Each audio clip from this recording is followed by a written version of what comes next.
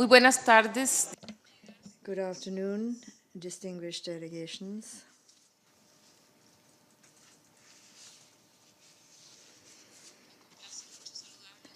I'm delighted to welcome you here.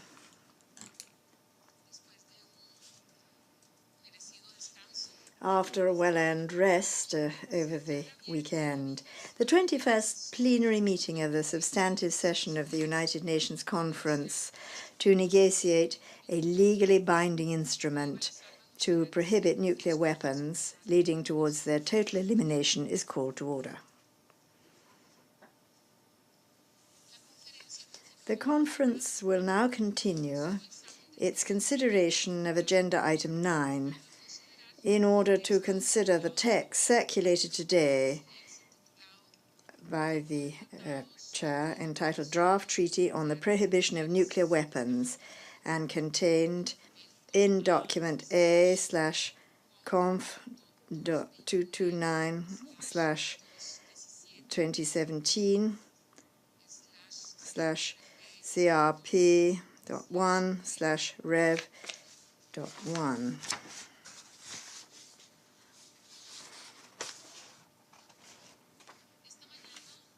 This morning, I circulated the revised text of the draft legally binding instrument to prohibit nuclear weapons.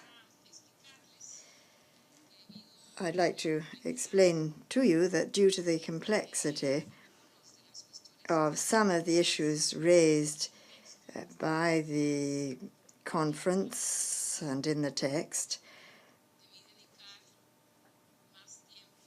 I had to spend more time reviewing the text and carrying out consultations in order to ensure that Rev 1 be comprehensive and could prove a basic text to enable us to work on those outstanding areas where we believe that we have to focus our discussions this week. It is, however, important to be able to have an update. The revised text has sought to address the comments made during our first reading. In preparing this revision, I follow the same methodology as with the first draft, looking at things article by article. This means that I do acknowledge that a number of delegations may still be seeking views from their capitals, but I would still like to take this opportunity now to introduce the revised text in a general fashion and to give delegations an opportunity to provide preliminary comments on this new version. In preparing this revision, I follow the same methodology as we followed with the first draft. This means that overall I have continued to focus on incorporating those elements that build on points of convergence. Certainly, it's not possible in all areas to establish whether we are close to a point of convergence that could lead us to a text to be put for consideration. And I would also like to say something that I think is good for the entire conference.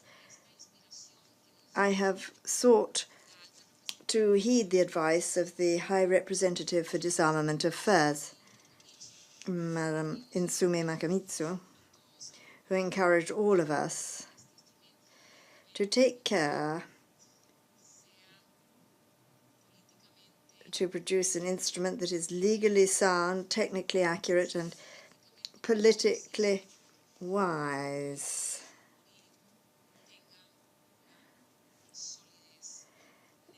So that it can have the necessary solidity.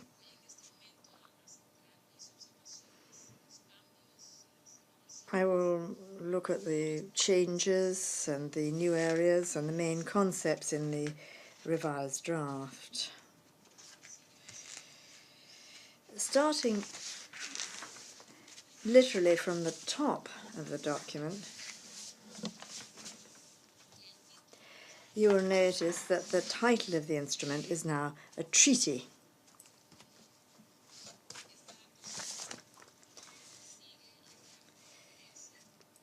This follows the clear preference expressed by many delegations to have this as the title of the legally binding instrument. The change in title in no way affects the legal status of the instrument or its provisions, as we're all aware, but nominally it rather places it on the same level of the many treaties negotiated over the decades on the issue of disarmament. The preamble incorporates many of the ideas and suggestions for which there was convergence. Fortunately, we were able to ensure an exchange of views in the conference so that delegations could well ponder the concepts shown in the preamble. The basic structure remains largely unchanged. You will recall that we had identified the main pillars in this preamble, and it elaborates significantly on the humanitarian consequences of nuclear weapons and more accurately characterizes the legal basis on which this treaty will rest. It also deals with specific groups affected, including indigenous peoples, and there is emphasis on the role of women in building peace and making progress towards disarmament. In other areas, there is also a link with the instrument, the legal framework internationally here, and all issues of governance pertaining to disarmament, multilateral governance of disarmament. New paragraphs have been added to recall the essential principles of the United Nations, to reaffirm the inalienable right to the peaceful use of nuclear energy, to recognize the importance of the full participation of women and men in all disarmament processes, and to recognize the ethical importance of disarmament education at this time as we are working on this treaty. As it stands, you will have observed that the preamble is a relatively long text in comparison to other multilateral treaties in the nuclear field and in disarmament in general. However,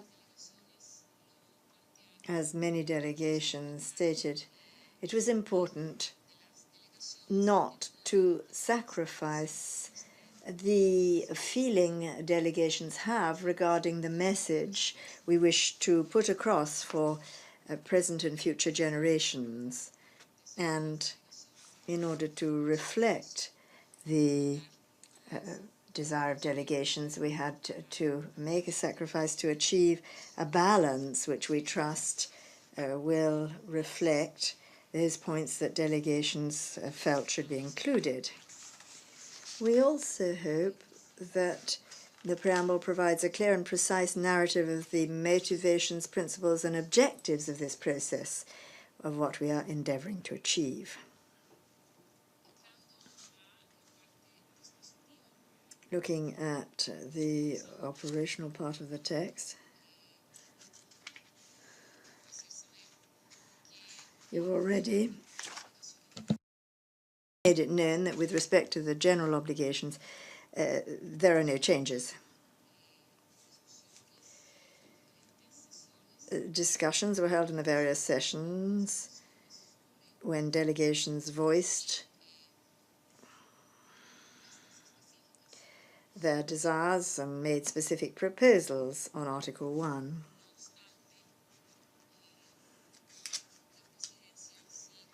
However, despite this, the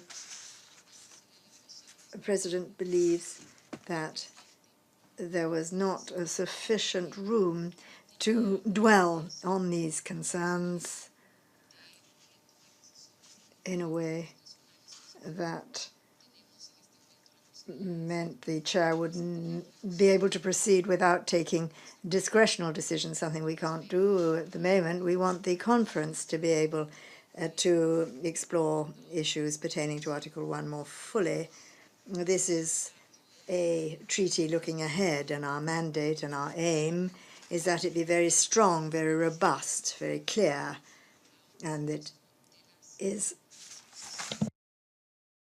appropriately woven in with the remaining provisions in the text. La estructura del artículo. The structure of the article on the statements is now presented in a clearer fashion, and it's still very strongly linked to Article 4.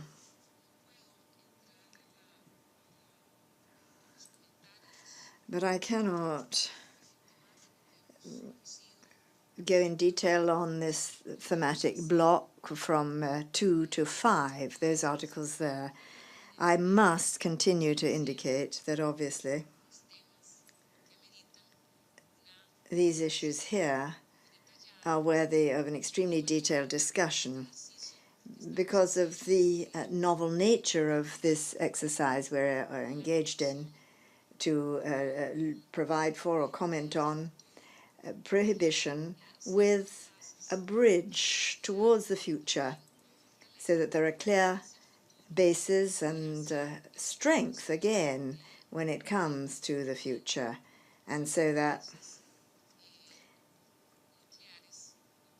we leave the door open to nuclear weapons countries or countries considering nuclear deterrence. And so in this section, we have retained the same structure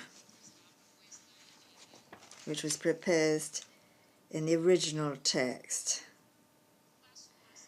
And we also make provision for a step forward, proposing language for delegations to consider, providing more details there on the content of statements, and also retaining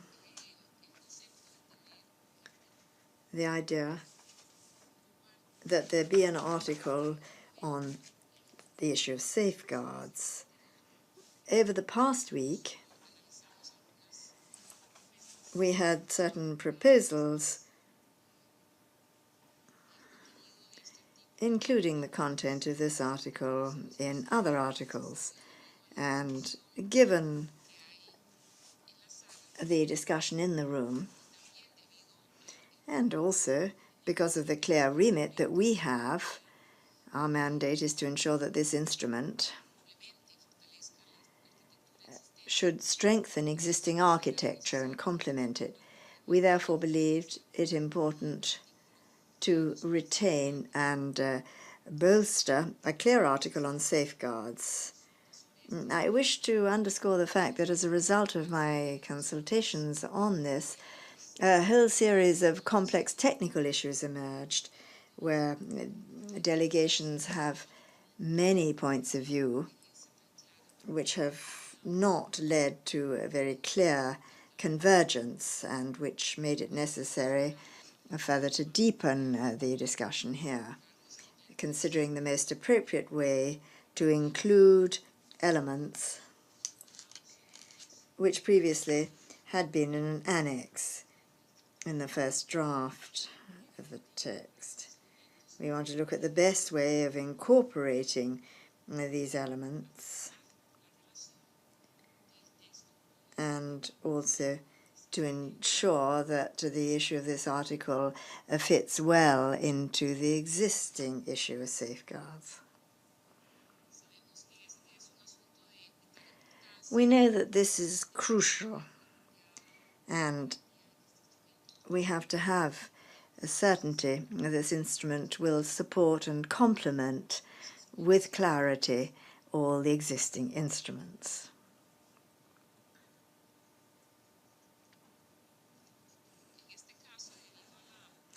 So, given the difficulty in coming up with a language that reflects more common ground, we decided to go for simple language with an indication to the effect that this is a matter that must be clearly reflected in the treaty, but where there will still be discussion. So we shall now continue to listen to what delegations have to say. We're aware of an extremely constructive spirit existing, so we expect that there will be new proposals for adopting this and having a special article on safeguards in the text of the treaty. The most significant innovation in the revised text is in Article 4. Following an overwhelming interest by delegations, the draft now incorporates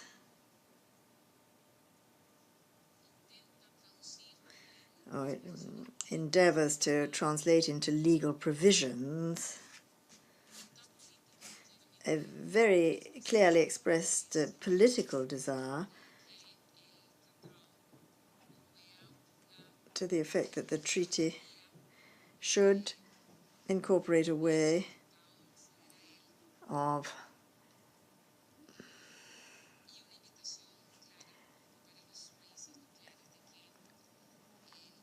acceding to a treaty, ensuring clearly that the instrument would be available from the very first day when it comes to initiating action. The second component in the mandate of this conference is to lay down the basis for the elimination and indeed total elimination of nuclear weapons. And I would like to say a particular word of thanks to the delegations of South Africa, Austria and Sweden, as well as many others, for their contributions, their specific proposals and suggestions. We shall certainly continue to avail of your expertise and involvement to arrive at a text that proves appropriate in reflecting the political will of states.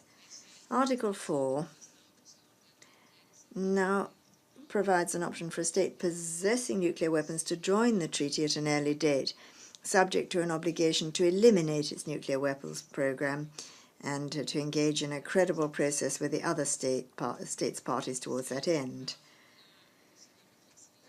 A considerable amount of flexibility has been built into this approach, as it must be fit to accommodate the widely differing nature of existing nuclear weapons programs, their extent, and the fact that it is not possible at present to build a competent international authority.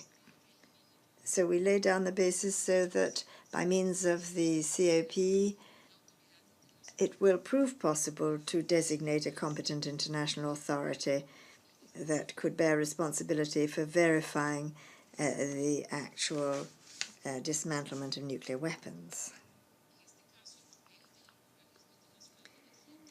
The role of the IAEA has been very carefully limited here to the verification of a nuclear material in peaceful activities in accordance with its current safeguard system.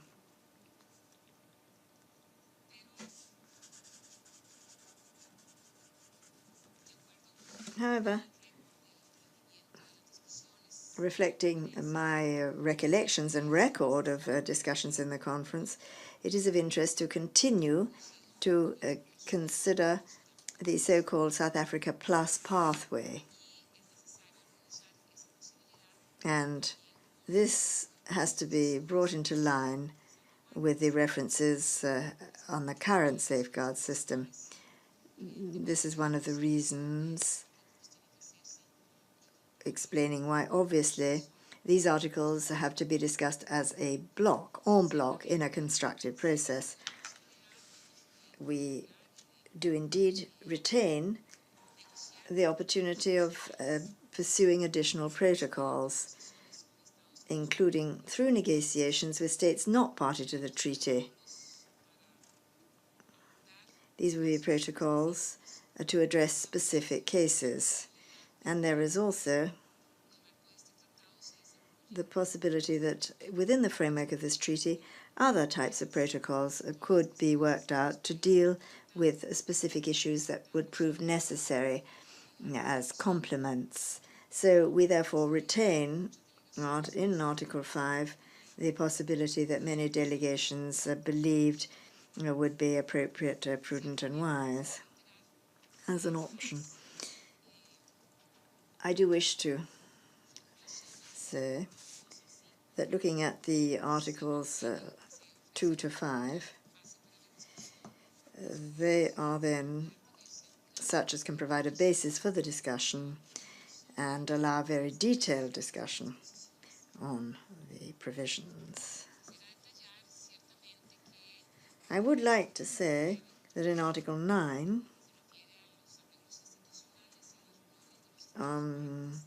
institutional arrangements and action of the states parties, there is now much more clarification on certain specific points which can be considered in the light of the various provisions that the draft already contains as a result of the CAP. We can have an article which could provide a guideline when it comes to functioning here. There is also a new provision to allow extraordinary meetings to be convened and clarification on the timing and mandates for review conferences. These are all points that delegations raised at one time or another.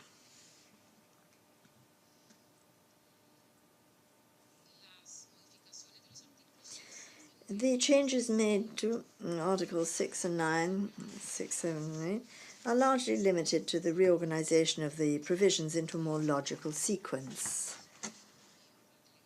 Again, this is a result of suggestions made by delegations. Going further ahead,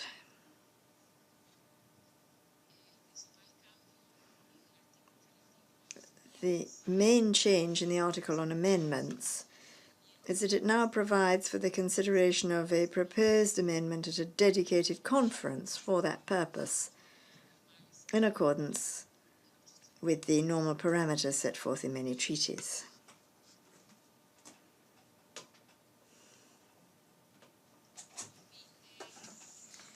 In order to provide greater flexibility and some suggestions raised in the conference,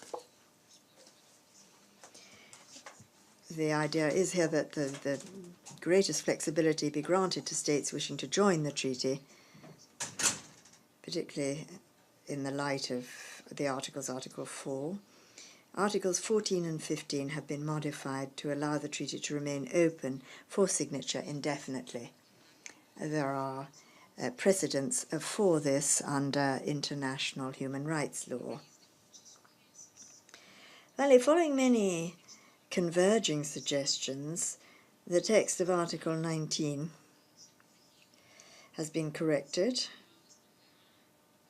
altered and modelled on this new wording and the similar provisions in relations with other agreements which appears in the ATT, the Arms Trade Treaty.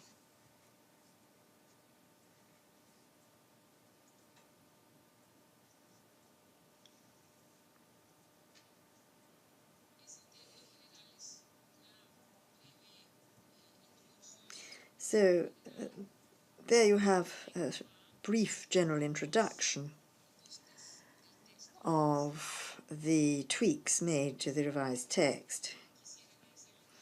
I wish to thank all delegations for their constructive commitment over our first 7 days. And we've used up 7 days, so it's obvious that looking at the conference schedule, we now have fewer days, and we have a very important task facing us in homing in on those areas where we have to negotiate, ponder, and come up with solutions. In many cases, this will be innovative, enabling us to drive ahead, because I do feel that this conference is fully politically committed to concluding a legally binding instrument on the 7th of July. We therefore have a major task facing us to make such progress in negotiations and in resolving outstanding issues, so that at the end of this week and the beginning of the next, we can wrap up this exercise and find ourselves in possession of a mature text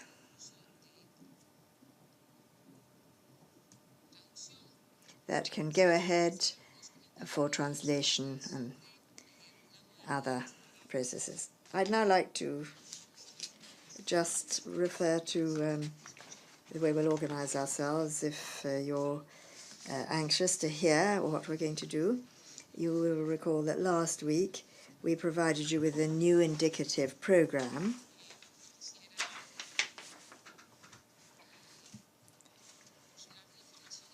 And I'd like to provide you with some additional information on what we have in mind.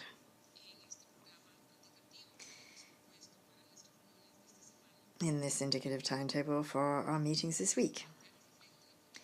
Now, the timetable shows that there are some open and some closed meetings. The closed meeting, to use standard terminology,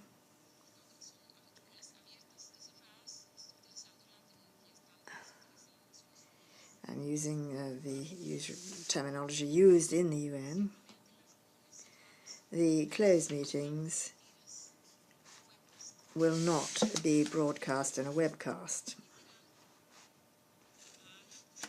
but they will enable the presidency, together with the Bureau, to assess things every day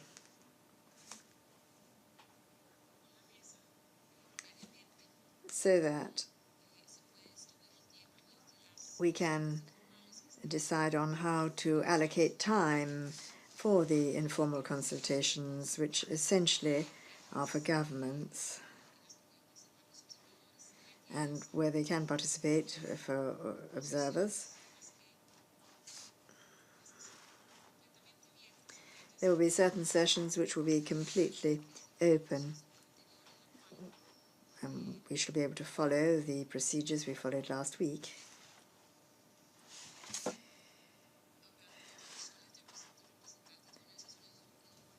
Where there will be statements from NGOs,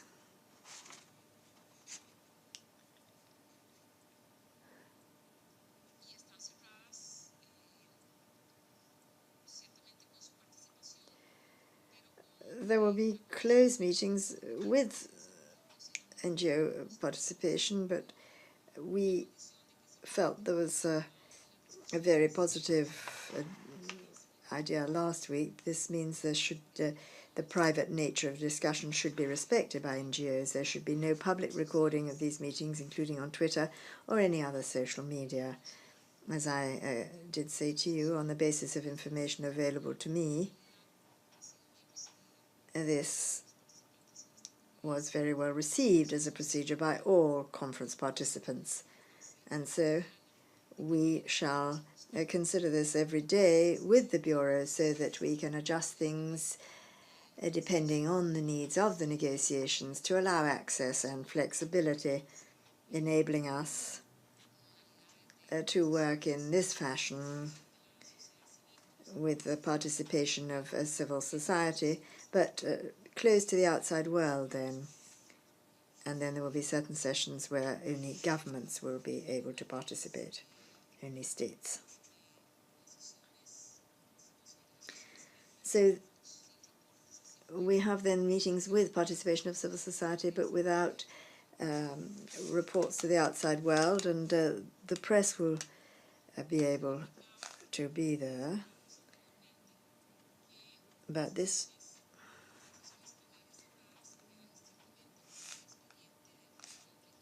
means that these meetings will be off the record and there should be no reporting on any discussion. And as far as possible, we shall try to give you at least a day's notice of any need to convene consultations that involve government delegations during the regular working day for the conference. But again, we shall be assessing the situation on a daily basis with the Bureau.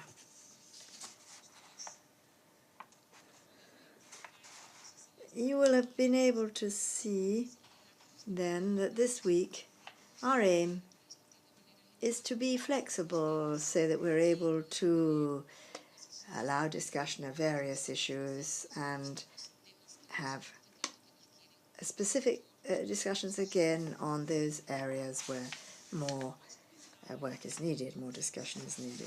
I did say, as I started to speak here, that some delegations may still be awaiting instructions from their capitals, but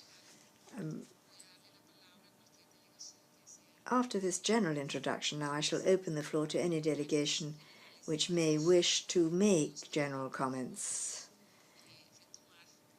And by this I in no way wish to prejudice our resuming a conversation tomorrow so that the entire conference, including specialists and civil society activists, can make their contributions, express their views on this new version we have.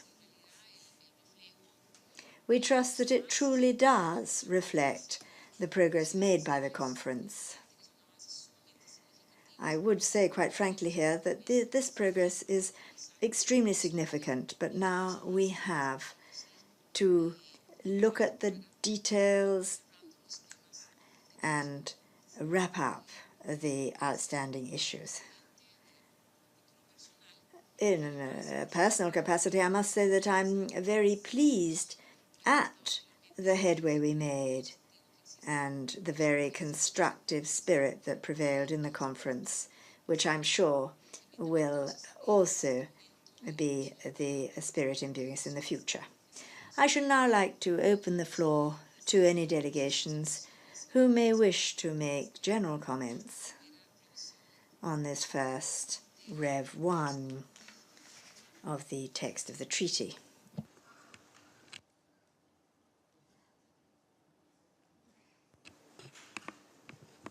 En este momento tiene la palabra. The delegation of Iran now has the floor, followed by Austria. Thank you, Madam President. Good afternoon, everybody. Madam President, thank you for all your hard work in preparing the revised draft treaty. We appreciate it. We expected to receive the revised draft last night. However, as soon as we get the text around 10 o'clock this morning, we sent it to the Capitol. While we still await instructions from Tehran, I would like to make some preliminary comments on the revised draft. Madam President, since the start of this conference, my delegation has stressed that it is of crucial importance to reach a common understanding on what we are aiming to achieve at this conference.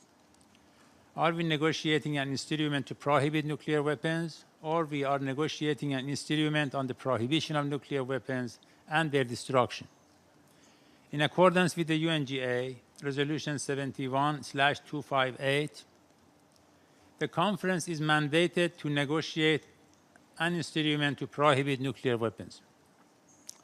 The UNGA has not mandated this conference to negotiate a comprehensive instrument which includes both prohibition of nuclear weapons and their destruction. Iran is a strong advocate of a comprehensive convention. However, we are well aware that negotiating a comprehensive convention is neither practical nor achievable in this conference given the available time limit.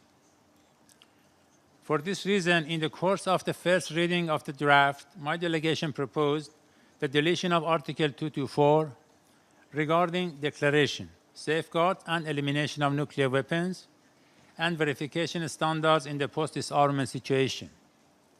Such provisions do belong to a comprehensive instrument. Such provisions are highly technical and complex matters which have to be thoroughly considered, discussed, and their implications need to be assessed carefully.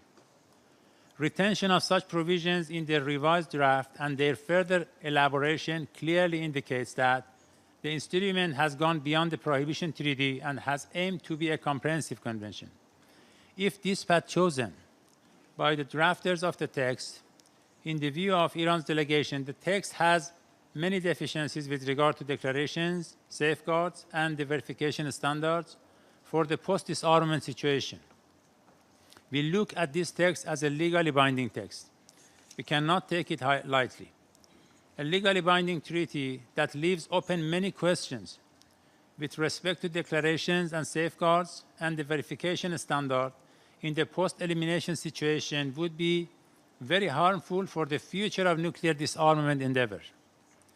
Iran will not be in a position to agree with such an approach. In addition to concerns with respect to Article 224, Madam President, we have other concerns about the revised draft.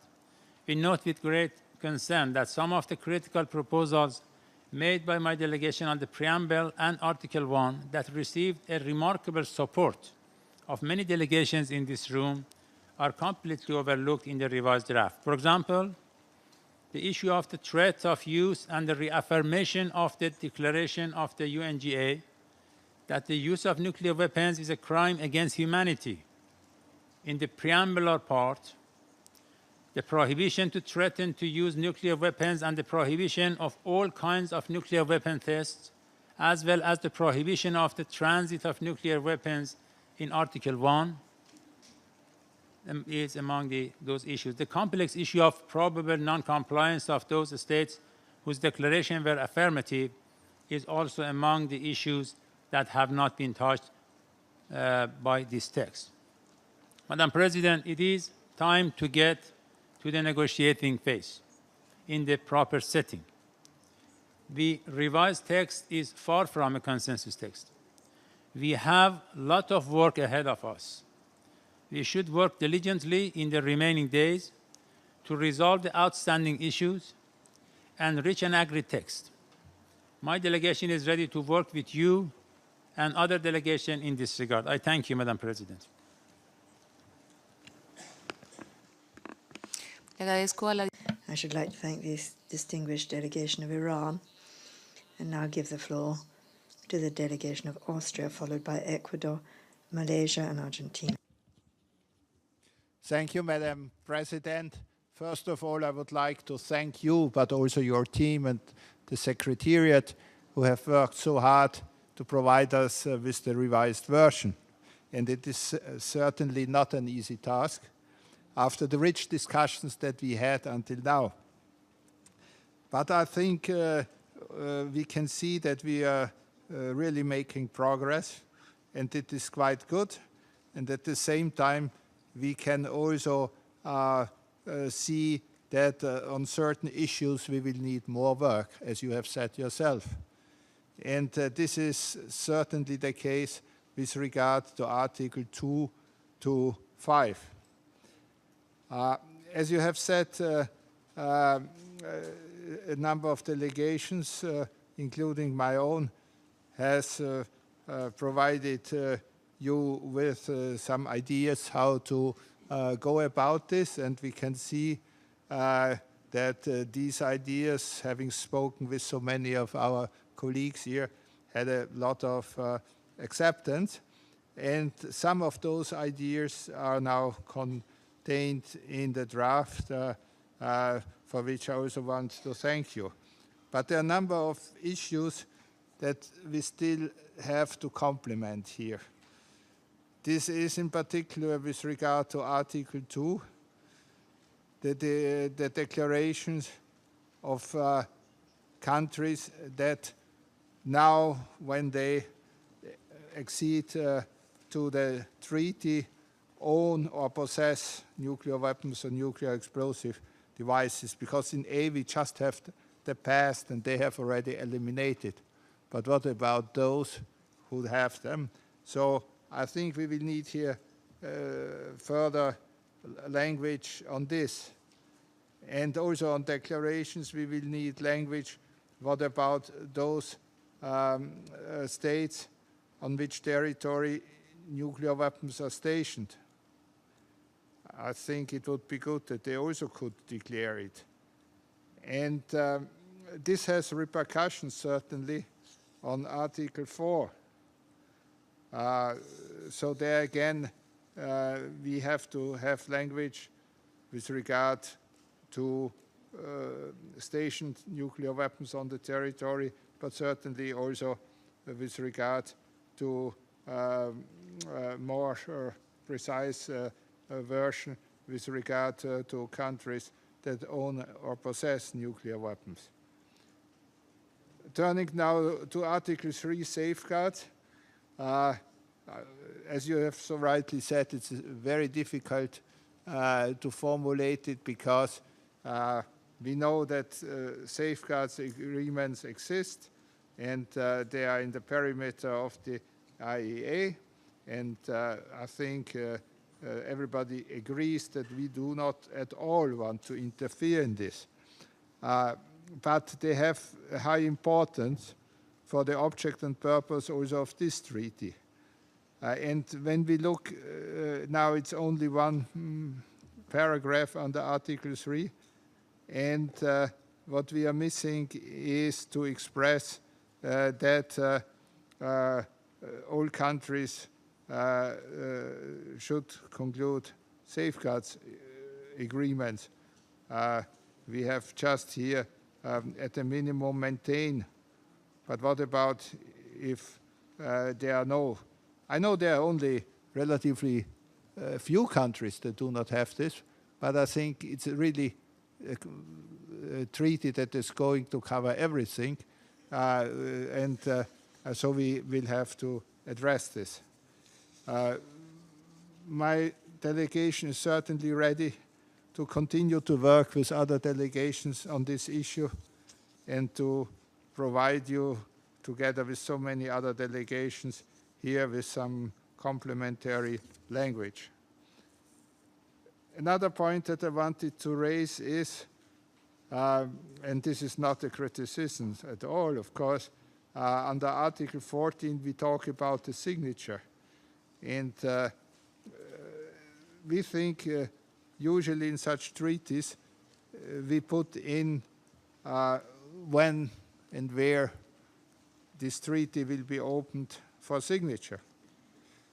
And so it might be a good idea that we express here that this treaty shall be open for signature to all states at the UN headquarters in New York from the 20th of September or whatever date, 2017. I mean, the attraction of the 20th September would be that is during the general debate, a high-level segment of the General Assembly, and that would facilitate it for our ministers who will come here to sign the treaty.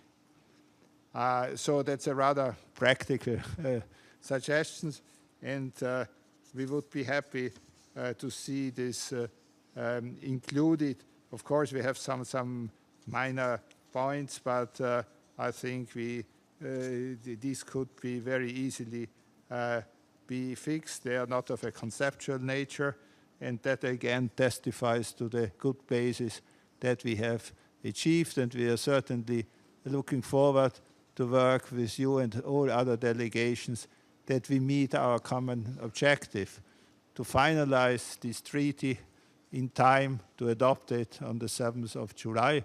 And as you have pointed out, time is running and we have to make progress very quickly. Thank you.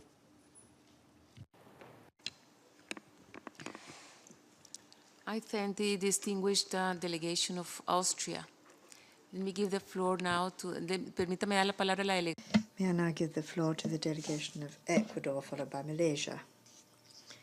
Thank you very much, Madam President, and my thanks go to you and your team for the endeavours that you've made over the long weekend as well. I think that we must pay tribute to the hard work that you've done.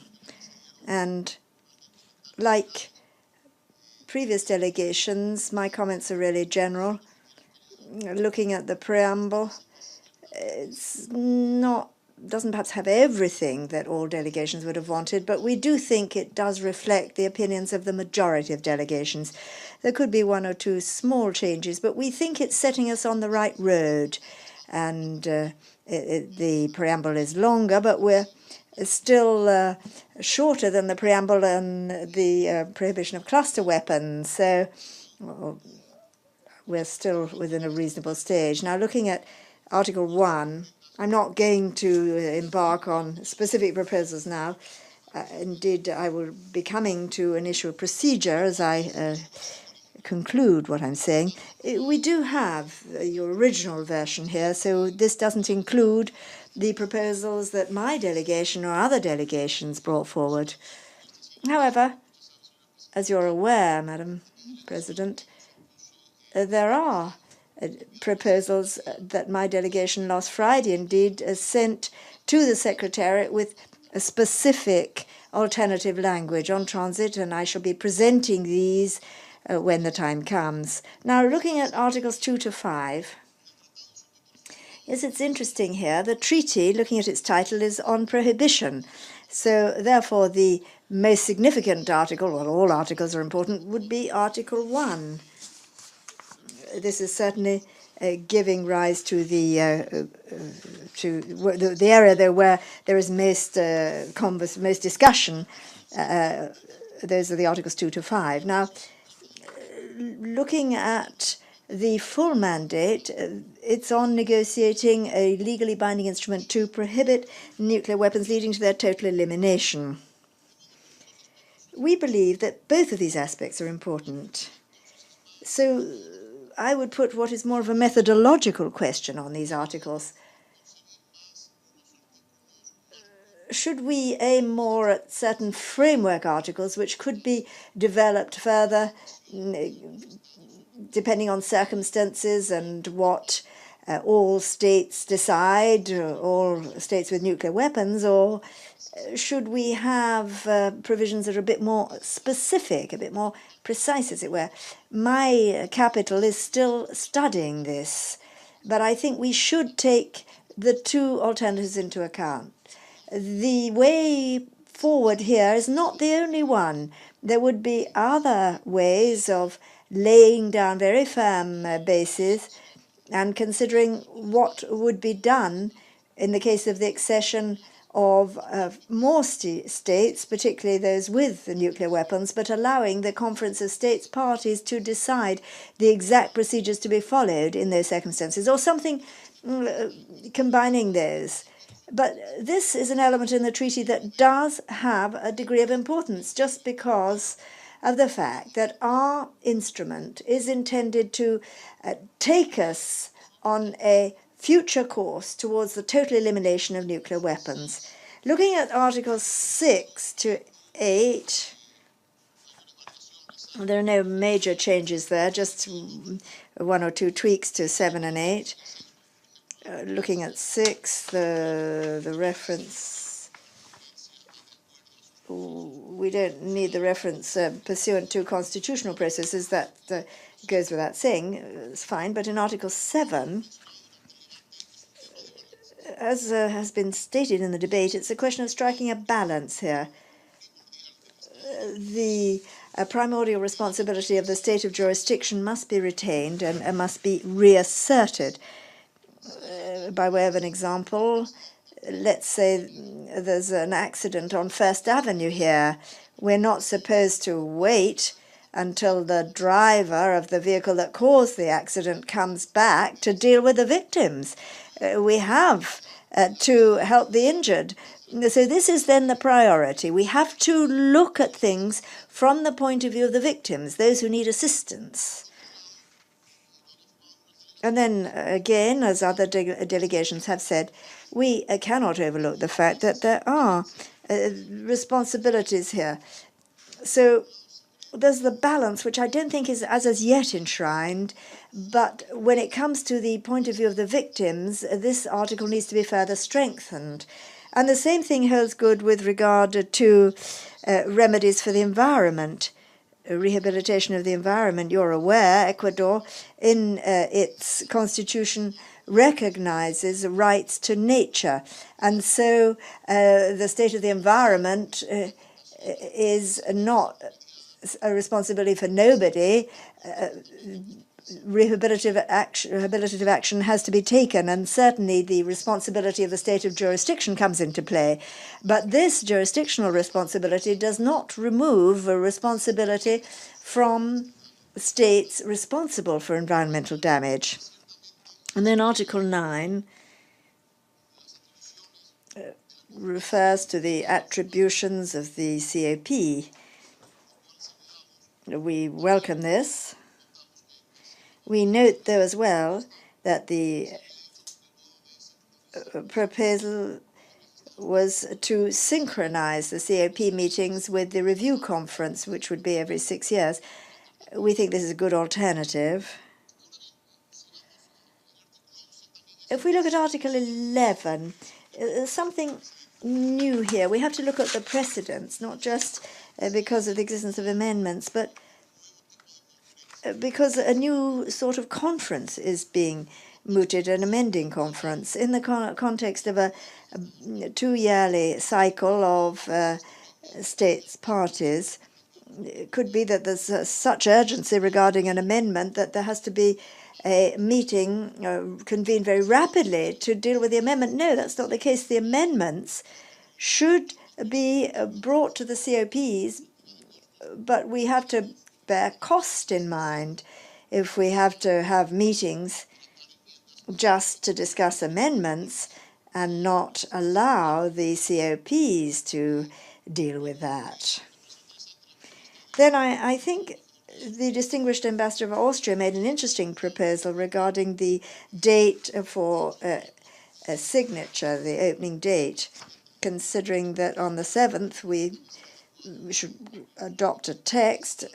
Ecuador would have signed it during the general debate in the UN, and then there's also the treaty signature ceremony, which would be very appropriate to allow ministers or even heads of state who may wish to be present so to do.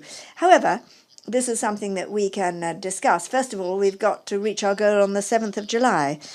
Then regarding withdrawal from the treaty, as you're aware, from what we said previously on this, Ecuador would prefer that there were no provision whatsoever allowing withdrawal from the treaty. This is pursuant to the Vienna Convention on Treaty Law.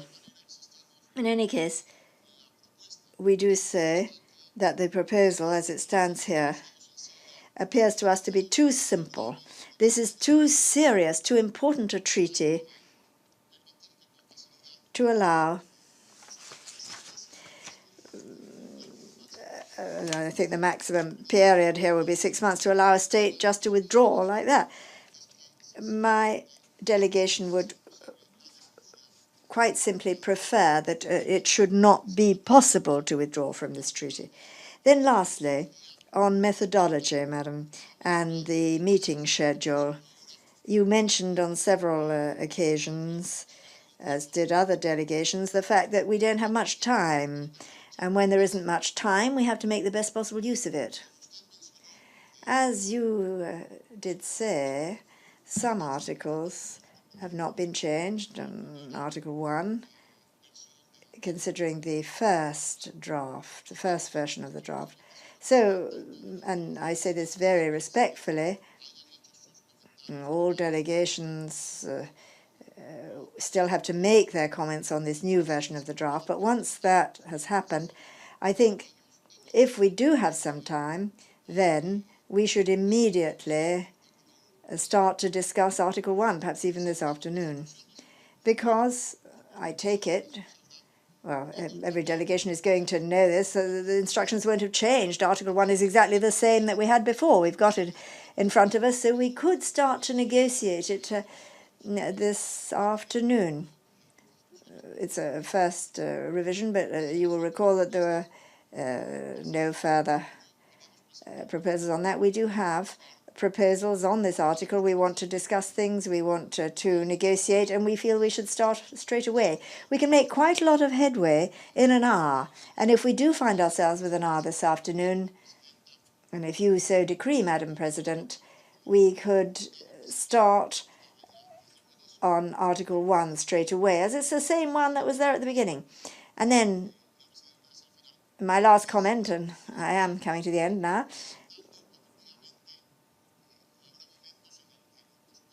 we do realize that, as is normal in all negotiations, there will be moments when states will have to confabulate to discuss specific points. And maintaining the distinction here between open meetings and closed ones, we believe that the greatest encouragement should be given to civil society, Madam Chair. The Chair should welcome civil society under the conditions that you spelt out. But this not just because civil society has played an important role in the process leading to this discussion, but also in 71258. This is part of the resolution, the part of the mandate. Certain times states will have to go into small huddles to deal with different issues, but I think we could still keep civil society in the room. Thank you very much, Madam President. We are ready to start negotiating this very afternoon. Thank you. Muchas gracias. Thank you. The delegation of Ecuador. The delegation of Malaysia has the floor, then Argentina, Cuba.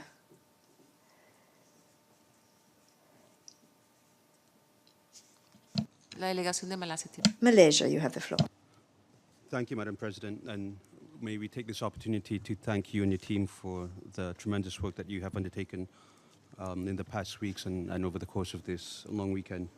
We are waiting further instructions, as other delegations are from Capital, but at this point we wish to share some of our preliminary views and initial reactions to the text at hand. We see that this revised text of the treaty has a positive basis to continue with this conference's responsibility to conclude by 7th July a legally binding instrument to prohibit nuclear weapons. We see that there have been a number of improvements and that this revised text brings together the positions and comments expressed during the first reading of the original draft and the proposals that have been put forward. We note that in the efforts that you have taken, you have sought to balance the positions and comments expressed while ensuring that the different articles of the Convention make a comprehensive whole and a coherent, legally sound document that state parties would be able to understand and implement. We do see some of these improvements, for example, in the preamble, which is clearer for us now, and lays a conceptual framework for the treaty. We see that Article 1 remains the same, but we are and maintain the view that the language and prohibitions contained in Article 1 addresses the whole spectrum of prohibited activities. In terms of Articles 2 and 4, we appreciate that the structure in terms of the language regarding declarations and verifications are clearer, but having said that, further work is needed, as others have said, and we very much agree, to ensure that any conceivable scenarios and the processes contained within 2 and 4 are improved.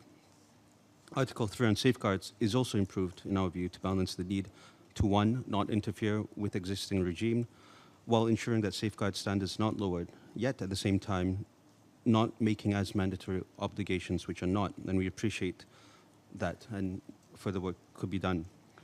With regards to Article 6, Article 7, the new Article 7 on victims' assistance and environmental remediation, the change in title is positive. It gives better clarity to what we're speaking about here. And we still look forward to having language in there that talks about the primary responsibility of the state which had engaged in use or testing. Article 9 on MSP is also clearer. There are many tasks given to the MSP in this new revised Article 9. However, this is inevitable and necessary, as much of the matters that would be discussed require further deliberation beyond what should go into the instrument now and beyond the time available in this conference to discuss what those matters would be. We are generally satisfied with the institutional arrangements in Articles 10 to 1 and appreciate that the amendment procedure in Article 11 has been strengthened. We heard and take note of what our colleague from Ecuador said about whether there is indeed a necessity to have a separate amendment conference other than the provisions in there with regard to having amendments discussed at the MSP and at the review conference. That is a valid point, and I'm sure that is something that could be discussed and further worked out. And we appreciate that Article 19 on the relationship with other agreements is clearer and more inclusive. As we stated, this draft is a good basis to continue, but further work needs to be done, and we look forward to that process. If we can say a little, Madam President, just about the procedure. At this stage, in the view of my delegation, it is very important that we focus on the language and look at the issues from a legal and practically implementable standpoint. We had a first reading, views and positions were expressed, and as far as we were concerned, we were negotiating then, just as we are and will be negotiating now. The text, as we move forward, should not be overloaded with issues that could trigger major political divisions or technical debate. And in this regard, we appeal again that delegations need to be circumspect and not focus on specific issues that would be either unrealistic to implement or do not enjoy consensus in the conference, as we knew that and we had seen that in the first reading. The end goal of this conference, which I'm sure all delegations share, is a successful conclusion that would result in the adoption of this treaty on 7th July. We should not divert our attention from that goal. All delegations need to exert all efforts and be flexible and work together and with you, Madam President, and your team to ensure that this collective goal is met, especially in the time that we have. We need to discuss, we need to improve the text, but that time still remains limited. For us, for my delegation, we will continue to take a constructive approach, and we are ready to continue in any manner which you feel would move us forward in that direction. Thank you, Madam President. I thank the distinguished delegation of Malaysia. Le doy la palabra a la delegación. The floor now goes to the distinguished delegation of Argentina, followed by Cuba. Gracias, señora Presidente. Thank you very much, Madam President. May I express to you the gratitude of the delegation of Argentina for your hand on the helm at this conference, your conduct thereof, and the new version you've presented us with. I'd just like to give you a few very brief preliminary comments, because we did send this new version to Buenos Aires this morning.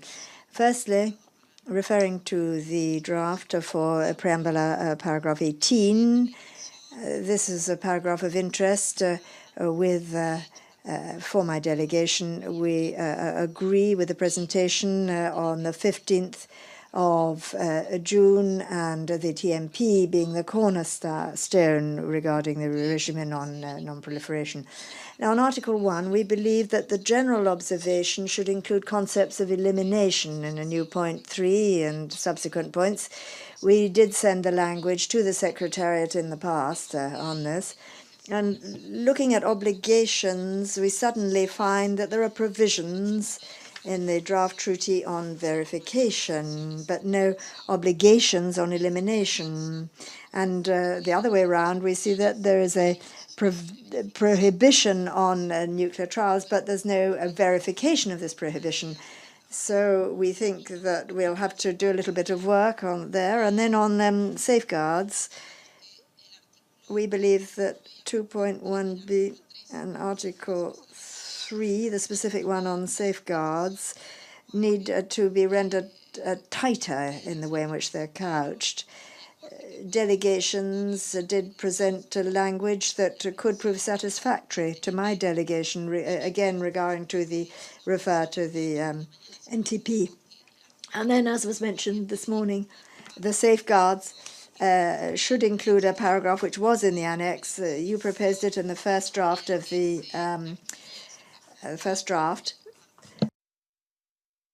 transcribing Article 3.2 on the provision of material and technology in the NPT.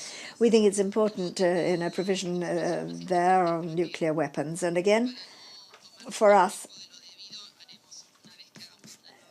we won't take up too much time now, but we will have something to say when we've reread the new draft. Thank you. Thank you very much, Argentina. Cuba now has the...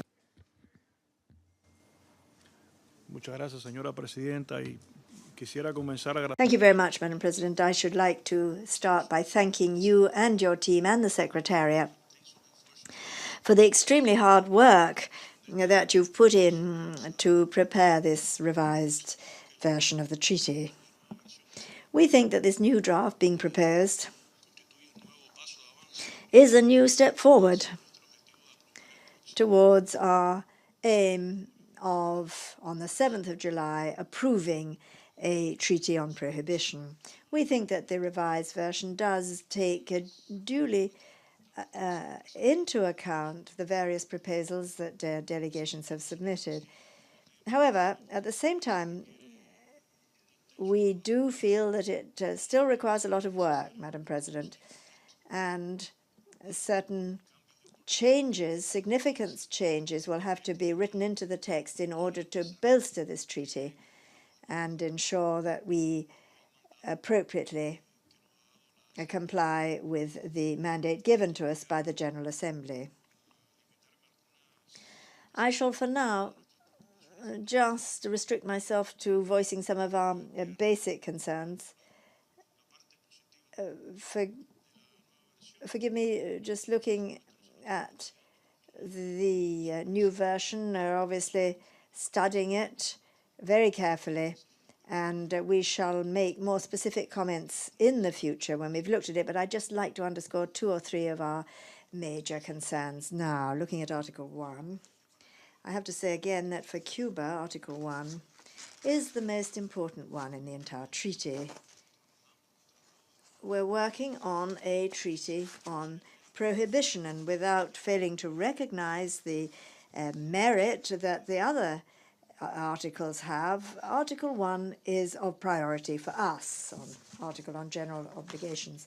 Now, we are concerned that the prohibition in Article 1 is solely that on the use of nuclear weapons, and no reference is made to an explicit reference to the threat to use nuclear weapons. For Cuba, this is of great importance, of the utmost importance, and if we see any exclusion regarding the threat of use here, we believe this would have a negative impact on the strength of the prohibition intended to be enshrined in the treaty. And then again, we are concerned at the fact that in Article 1, the sole prohibition here is on trials of explosive nuclear weapons. So we would be allowing the sort of tests that are more frequent at present without actually exploding the devices. I refer here to subcritical tests and other sorts of simulations. We do underscore how vital it is for the treaty to contain an explicit prohibition on all nuclear weapons tests, including those which are carried out without explosions. We also believe that it's negative that, again, there is no explicit provision in Article 1 of the transit of nuclear weapons. We live in Latin America and the Caribbean, in that region, and we have the negative experience that our Treaty of Tlatelolco, which created an area free of nuclear weapons in our area, doesn't contain an explicit prohibition of the transit of nuclear weapons there. And we have seen that there are indeed negative results of this. So I think experience teaches us that it's extremely important that this prohibition on transit be included in the final version of the treaty. Then on the preamble, just a minor comment. I think that at present, various significant ideas that delegations raised have been included. However, we believe that the last version has left out something very important, that is, the explicit reference to the negative implications of the threat to use nuclear weapons. We understand that there has been an attempt to replace an explicit reference by a much weaker, more general reference to the provisions of the UN Charter in connection with the threat of the use of force. In general terms, we think that this sort of language, which avoids the explicit prohibition on the threat to use nuclear weapons, in the last analysis, weakens the treaty. Then on Article 2, we believe that the scope of the declarations, the statements being proposed, is too restricted. And this sort of statement is not consistent with the content of Article 1 of the treaty. And here again, I would like to reassert our position to the effect that the statements set forth in the treaty, the obligations, have appropriately to reflect what is in Article 1 on general obligations. So again, I don't wish to speak for too long, because we shall be producing our proposal in discussions. But again, on the issues from 2 to 5, Articles 2 to 5, the Cuban delegation fully understands how complex this is and how tough it is for you and your team to try to come up with something that's acceptable to everybody. There's no magic solution, no magic formula to deal with such a sensitive issue as we have, with the states really possessing nuclear weapons, and the need to ensure that this treaty is a step on the way towards the total elimination of nuclear weapons. We shall study the language you propose to us for Articles 2 to 5 with the greatest of care. I would just like to anticipate to you the fact that we're not fully convinced that in the context of this treaty it's necessary to establish, say, some sort of new international authority responsible for verification of the destruction of nuclear weapons. So I would conclude there, Madam, and I obviously wish to assure you once again of how the Cuban delegation will continue to work constructively and with good faith together with you and other delegations. Thank you. Le agradezco a la I should like to thank the distinguished delegation of Cuba, and I now give the floor to the delegation of Palestine, followed by Ireland, the Netherlands, and Nigeria. Thank you, Madam President, and we also want to extend our thanks to you and to your team and to the Secretariat, and while retaining the right to make further general or specific comments after more extensive review of the draft, we wish to make the following comments at this juncture. We want to commend you because we consider that the draft has been improved in key aspects, both in the preambular part and in the operative parts of the Convention. We believe that it addressed a number of loopholes, and one of the most important worries we had is the creation of the binary or discriminatory system with unnecessary distinctions between those who had moved forward on nuclear disarmament and those who had not. And we believe some of that has been addressed despite still existing worries relating to Article 2, specifically Article 2, Para 1A. We believe that while a lot of the comments had been addressed in the preambular paragraphs, these also need to be reflected. What we have added in the preambular paragraphs needs to be reflected once we arrive to the articles themselves, because these preambular paragraphs have implications, including on the scope of prohibitions. And we believe there that there were some suggestions by states, including ourselves, on expanding the scope of prohibition, also to include, among others, the threat of use of nuclear weapons, and we believe this is consistent with the views that were reflected here and with the added preambular paragraphs. We also believe there must be clarity regarding state responsibilities. There are responsibilities that fall on certain states that should not be deviated away from them, and there are responsibilities that don't lie on other states. So we need to make sure that whatever we are putting in there as responsibilities falling on states to be legitimate and consistent with international law. We also believe, given the nature of the prohibition and the commitment of states here and the reasons behind drafting this convention, that there should not be a possibility for withdrawal. We know the argument that says that making it easier to withdraw makes it easier to accede. But we believe, given what we are saying in the preambular paragraphs about why we arrived to this conclusion, that allowing states to refer to any given interests to withdraw from this convention and prohibition it formulates is rather dangerous. We hope also that we will be able, in the specific comments, to address any ambiguity regarding the processes, the decision-making, including by states parties, and who's responsible, which authorities are responsible for what.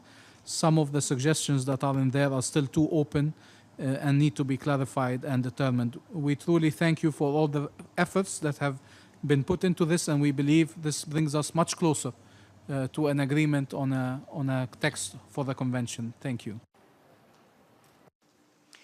Le agradezco a la I should like to thank the distinguished delegation of Palestine, and I now give the floor to the delegation of Ireland, followed by the Netherlands. Thank you, Madam President. My delegation welcomes the issuing of this Rev 1, and we would like to thank you and your team for all of your work. We believe our text is moving well and in the right direction, and we see that many of the issues which we have all been discussing here in the room are reflected in the Rev 1. As you have invited, I would like to make some preliminary general remarks at this time. On the preamble, we're especially pleased with the evolution of the preamble, which we believe is a good balance and a fair reflection of the views expressed in our discussions on the revised preamble, which you had issued earlier as a conference paper. And we share your belief that the somewhat longer text is warranted in this case. Coming to the operative part of the draft, we also note good progress and a number of positive developments here. On Article 3 on safeguards, which many states have identified as significant, we do have some preliminary concerns on a potential loophole regarding accession of countries without nuclear weapons that are also without safeguards, as our Austrian colleague has mentioned earlier. But we will study this issue more closely at a technical level, and we will revert on this, possibly with a language proposal to address the concern. And we will also be very happy, as we have been up to now, to work constructively on this issue with others. On Articles 2 to 5, generally as a cluster, we do appreciate, as you have said, that this is one of the more challenging clusters and deserving of our detailed discussion and consideration and further work. We have listened carefully to your introduction of the new text here. We see it as going in a constructive direction, but given the complexity, we will wish to study the draft carefully and consult with Capital before reverting further. Also, as we view Article 9 on the meetings of states parties as closely related to the provisions in Articles 2 to 5, we will also study the new text of Article 9 in conjunction with 2 to 5 and revert with some further thoughts. We will have some points to raise on other articles, including on Article 7, and we will have some other points of clarification. But we will come to these in our detailed discussions as our work progresses this week. In this regard, I would like to thank my colleague from Malaysia for his remarks earlier, encouraging us all to remain focused on our key objectives. And finally, my delegation would also like to very much welcome the return here of our civil society partners who support us so significantly in achieving our collective goals here. Thank you, Madam President. I thank the distinguished delegation of Ireland. The delegation of Netherlands has the floor, followed by Nigeria. Thank you very much, Madam Chair, or Madam President. Apologies. Let me start by thanking you for your continued efforts in leading these negotiations and the hard work of you and your team putting together this new draft, especially over the long weekend. Having studied the text this morning, we would like to make some preliminary comments, and of course our delegation as well as Capital is still studying the draft in more detail. And based on the outcome of this process, we might come up with further comments and suggestions over the next couple of days. Madam President, our delegation has been engaging actively in the discussions based on the first draft of the text. We indicated our concerns, for instance, on the verifiability of the treaty and its compatibility with our commitments as a member of NATO. We have made several proposals, aiming, for example, to make the draft treaty more effective and clear, as well as to bring it into line with existing structures so that it would reinforce and not compete with existing instruments. We recognize, of course, that negotiating a text requires flexibility. However, I would nevertheless like to express our disappointment that our proposals have not or insufficiently been incorporated in the new text of the treaty. In some ways, the new text is an improvement over previous versions. However, the new text has not taken away our concerns and in some areas even increased them. These concerns are especially related to the effectiveness of the instrument as a step towards nuclear disarmament and to its relationship with existing instruments such as the CTBT and the NPT, including Article 6 of that treaty.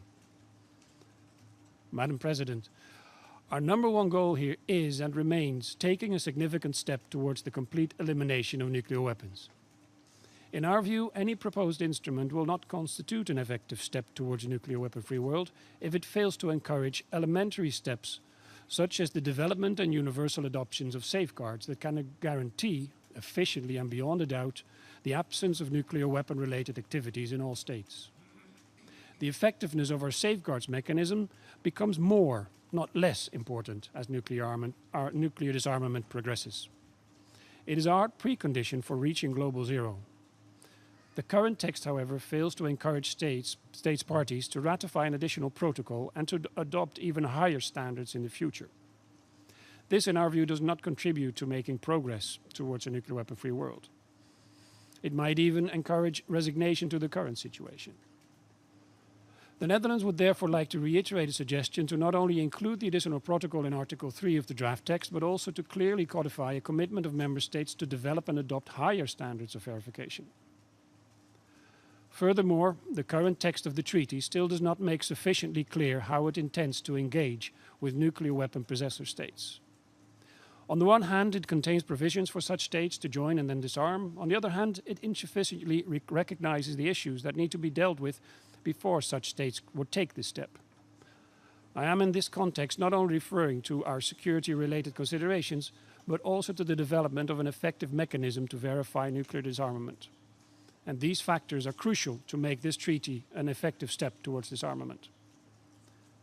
Madam President, the Netherlands is worried about the direction the treaty text is taking with regards to its relationship with existing instruments. It does not address the concerns we have expressed regarding its overlap with the CTBT. In this context, I would like to refer back to our previous statements. Regarding the NPT, we have heard strong support for the NPT during our consultations, and that delegations consider this instrument to be a step towards the implementation of Article 6 of the NPT and complement the treaty. We share these views. However, the relationship between this treaty and the crucial importance of the NPT has not been sufficiently reflected in the draft, in our view. Instead, we note with concern that the reference to the NPT in the preamble is not as strong as we wished, and that the revised Article 19 contains language that risks undermining the authority of the NPT by subordinating it to the prohibition. Let me elaborate. We consider the NPT to be the cornerstone of the nuclear disarmament and non-proliferation regime, and we're happy that this is reflected in the text. It is the only legally binding framework that includes an obligation to disarm on the nuclear weapon states, as well as binding non-proliferation commitments for 191 states. We should not create a competing instrument or structure that risks undermining this framework. The goal of this treaty, rather, is to strengthen the NPT regime. We would therefore like to make a number of suggestions on the outset. First, including the preamble, a clear reaffirmation of the commitments of all states parties to the implementation of the NPT. We are of the view that this should be a simple and non-objectionable addition, considering we are all states parties to the NPT. Secondly, we suggest to include a preambular paragraph recognizing that a legally binding prohibition of nuclear weapons constitutes a step in the framework of Article 6 of the Treaty of Non-Proliferation of nuclear weapons towards the achievement of irreversible, verifiable, and transparent elimination of nuclear weapons. Thirdly, Article 19 provides that the treaty is without prejudice to international legal instruments, such as the NPT and CTBT, where the obligations therein do not conflict with the prohibitions contained in this treaty. This suggests that in case of conflict, the prohibition would take precedence. We therefore strongly suggest to replace Article 19 with a provision that reads, in case of any conflict between this instrument and the NPT, the provisions of the NPT and their interpretation prevail, or words to that effect. Fourth, in addition, we would like to ensure the integrity of the NPT by including a paragraph that states that adherence to the NPT is an obligation under the Convention. Madam Chair, we are currently working on specific text proposals in this regard, which we will be able to present tomorrow after we have, after we have received instruction from Capitol. And in the meanwhile, let me reassure you that the Netherlands stands ready to cooperate with all delegations here to address these and other issues of concern, and we look forward to constructive discussions to this end over the next few days. I thank you, Madam President. I thank the distinguished delegation of the Netherlands. Let me give the floor to the delegation of Nigeria, followed by Costa Rica and Mozambique. Madam President, good afternoon, and thank you so very much for the text you have laid before us. It's holiday back home in my country, but that will not stop us from making some useful comments this afternoon. Madam President, let me start by going back to what you said earlier when you briefed us on what you have given us this afternoon. You said that you quoted the High Representative for Disarmament Affairs that the instrument we are here to negotiate has to be legally sound, it has to be technically accurate and politically wise. Somehow we believe the text you have given us is moving in that direction. Of course, there will be points here and there on the need to further broaden what we have here to deepen the work. But we would like to agree with the delegate of Malaysia in calling us to not only remain constructively engaged, but to also be flexible in going forward with this work. Madam President, of course, as I said, we will be awaiting some detailed briefing from the capital. But then, on the face value, we can quickly point at some things that we have found quite useful in what you have given to us. we found out that the preamble is a good work, and indeed you have developed and taken into consideration a number of proposals and suggestions we have given in the past meetings, particularly in reflecting articulately the broad tenor of Resolution 71258. Madam President, if we move to Article 1, we know that the objective of the treaty is actually to prohibit and ban.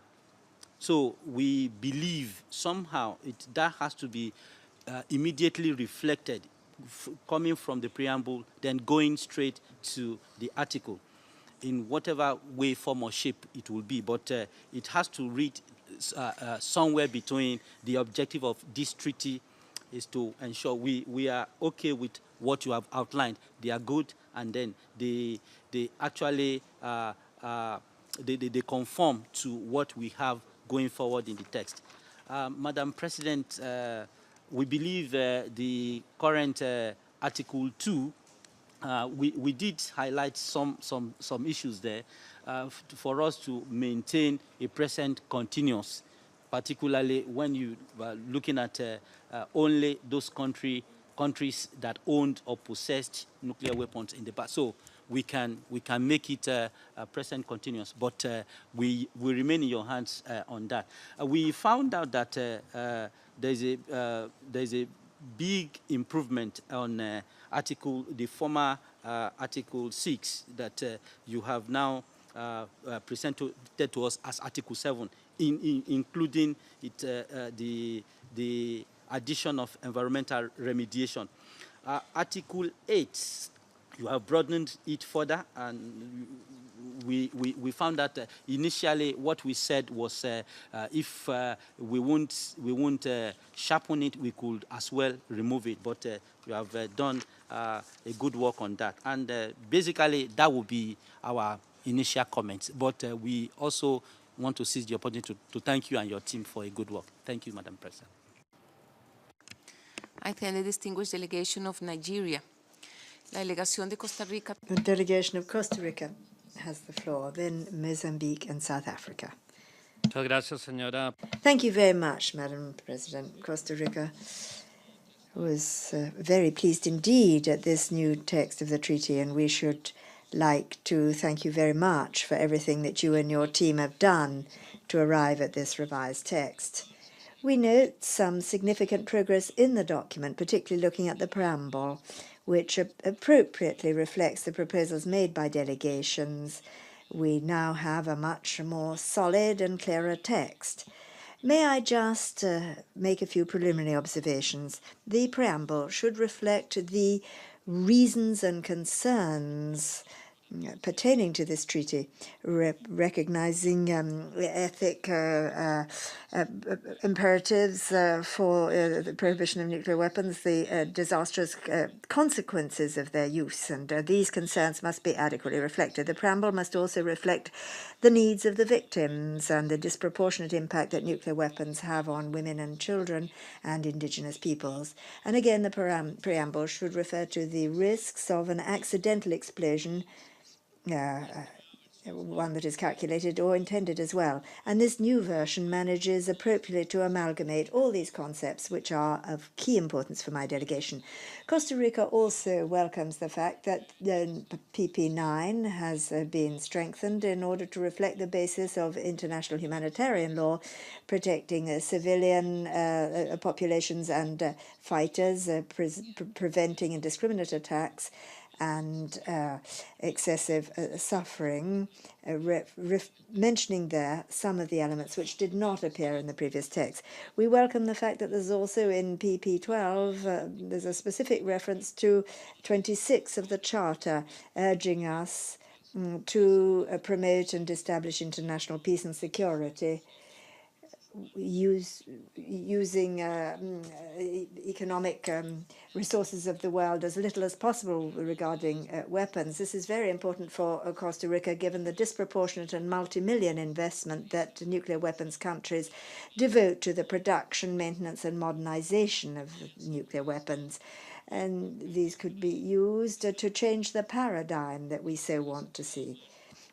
Considering human safety and international law, before deterrence, we have the use and/or threat to use force. This is in PP14 as well. For Costa Rica, we very much wish to retain the specific reference to the need to act for a general and complete international disarmament under severe international control, as per paragraph 16. Here there is a reference to Article 6 of the NPT, and we have to bear this very much in mind. We also emphasize paragraph 22, where reference is made to strengthening real participation of women in nuclear disarmament.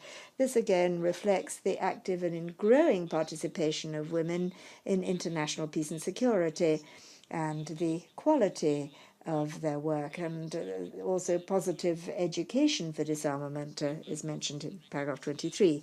However, Costa Rica believes that we could and should be more ambitious, much more ambitious when it comes to the positive obligations arising from the treaty, in line with the standards in other instruments here. For example, the rehabilitation of the environment in Article 7.2 should be an obligation for when there are affected states, and there should be stronger provisions on cooperation and assistance, international cooperation assistance in Article 8. In the future, we shall be submitting language on these issues. Then again, I would like to refer specifically to Articles 2, 5, 7.1, 9, and 16 in the text of the treaty. Costa Rica acknowledges the chair's endeavors regarding Articles 2 to 5 and the desire of delegations to come forward with alternatives to countries with nuclear weapons to urge them to accede to the treaty. We believe that the proposals here constitute a good basis for negotiation. And in particular, we'd like to underscore the progress in Article 4.1 in order to withdraw operational ability of nuclear weapon systems and the call on states to destroy them as swiftly as possible, to destroy any nuclear weapon or a device which they possess or control. However, we do believe that this article could be clearer and more precise. Under 7.1, we propose that there be a deletion of the sentence in a position to do so, so that this article will fall into line with Article 5 of the Convention on Cluster Weapons, which is the inspiration for it. The new proposal on Article 9 on the COP meetings is a step in the right direction. The level of detail, establishing a regularity and review conferences, their roles, and the real measures to be dealt with, lie down the basis for a solid, robust mechanism, which would mean that the treaty could be dynamic in the future. Costa Rica also agrees with aiming at 50 ratifications proposed in Article 16 when it comes to those needed for the entry into force of the treaty. I would conclude, Madam, by saying that this revised version is putting our discussion on the right track. Thank you. Thank you very much, distinguished delegation of Costa Rica. I now give the floor to the delegation of Mozambique, followed by South Africa.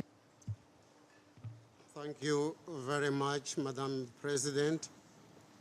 I wish to join other delegations in thanking you for the excellent draft treaty that is before us. I commend your efforts as well as the efforts of your team. For my delegation, both the preamble and the board of articles are now in a much, much better shape. They are a very solid basis towards concluding our treaty. Of course, additional work is needed, and I would like to reiterate our pledge to support you and work with other delegations in making better texts of this future treaty. Madam President, I do not have a written statement to make. I would like just to make a few general comments as I go through the text. First of all, if you recall, my delegation had suggested that there should be new Article 1 dealing with the general scope of the present treaty, which would read more or less like this. The present treaty applies to the prohibition of nuclear weapons, thus leading to their total elimination. This was our initial idea because we are starting straight with general obligations without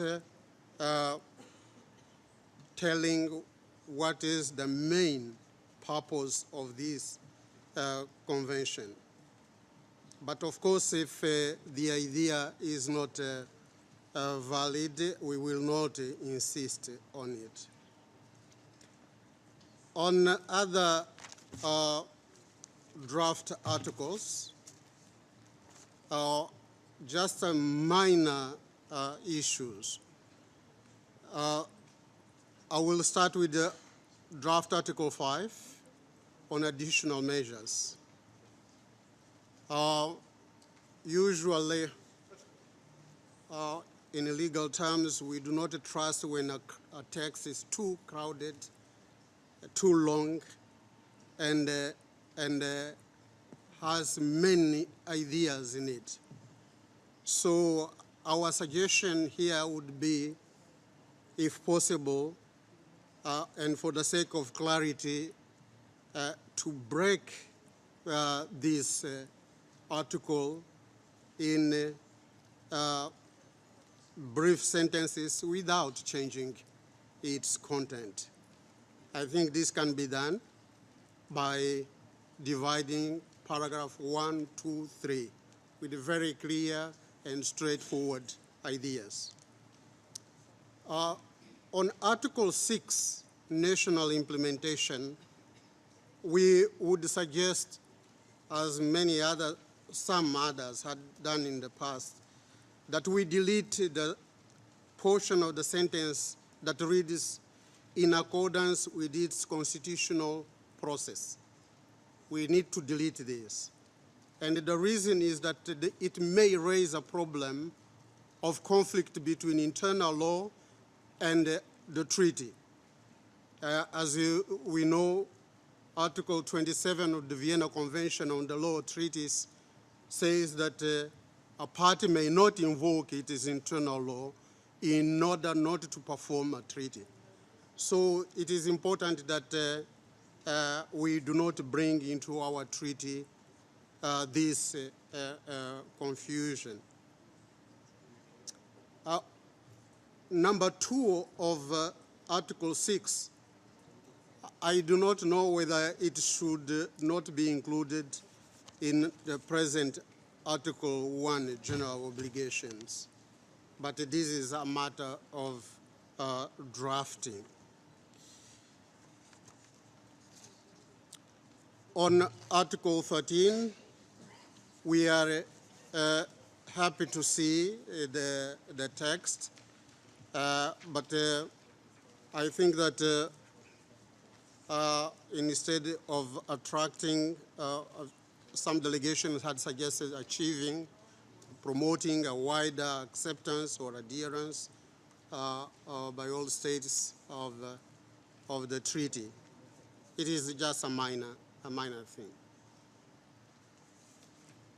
On Article 17, draft Article 17, I think the text should just start, this treaty shall not be subject to reservations. We spoke about this in the previous debates. So we have to delete the articles of this treaty. So we just start, this treaty shall not be subject to reservations. On Article 18, I listened with great attention the statement made by the distinguished ambassador of Ecuador, and to some extent, I agree with him. In our opinion, this article should be shorter, even though I understand the reasons behind all this literature. But shorter or a complete deletion. Article 19.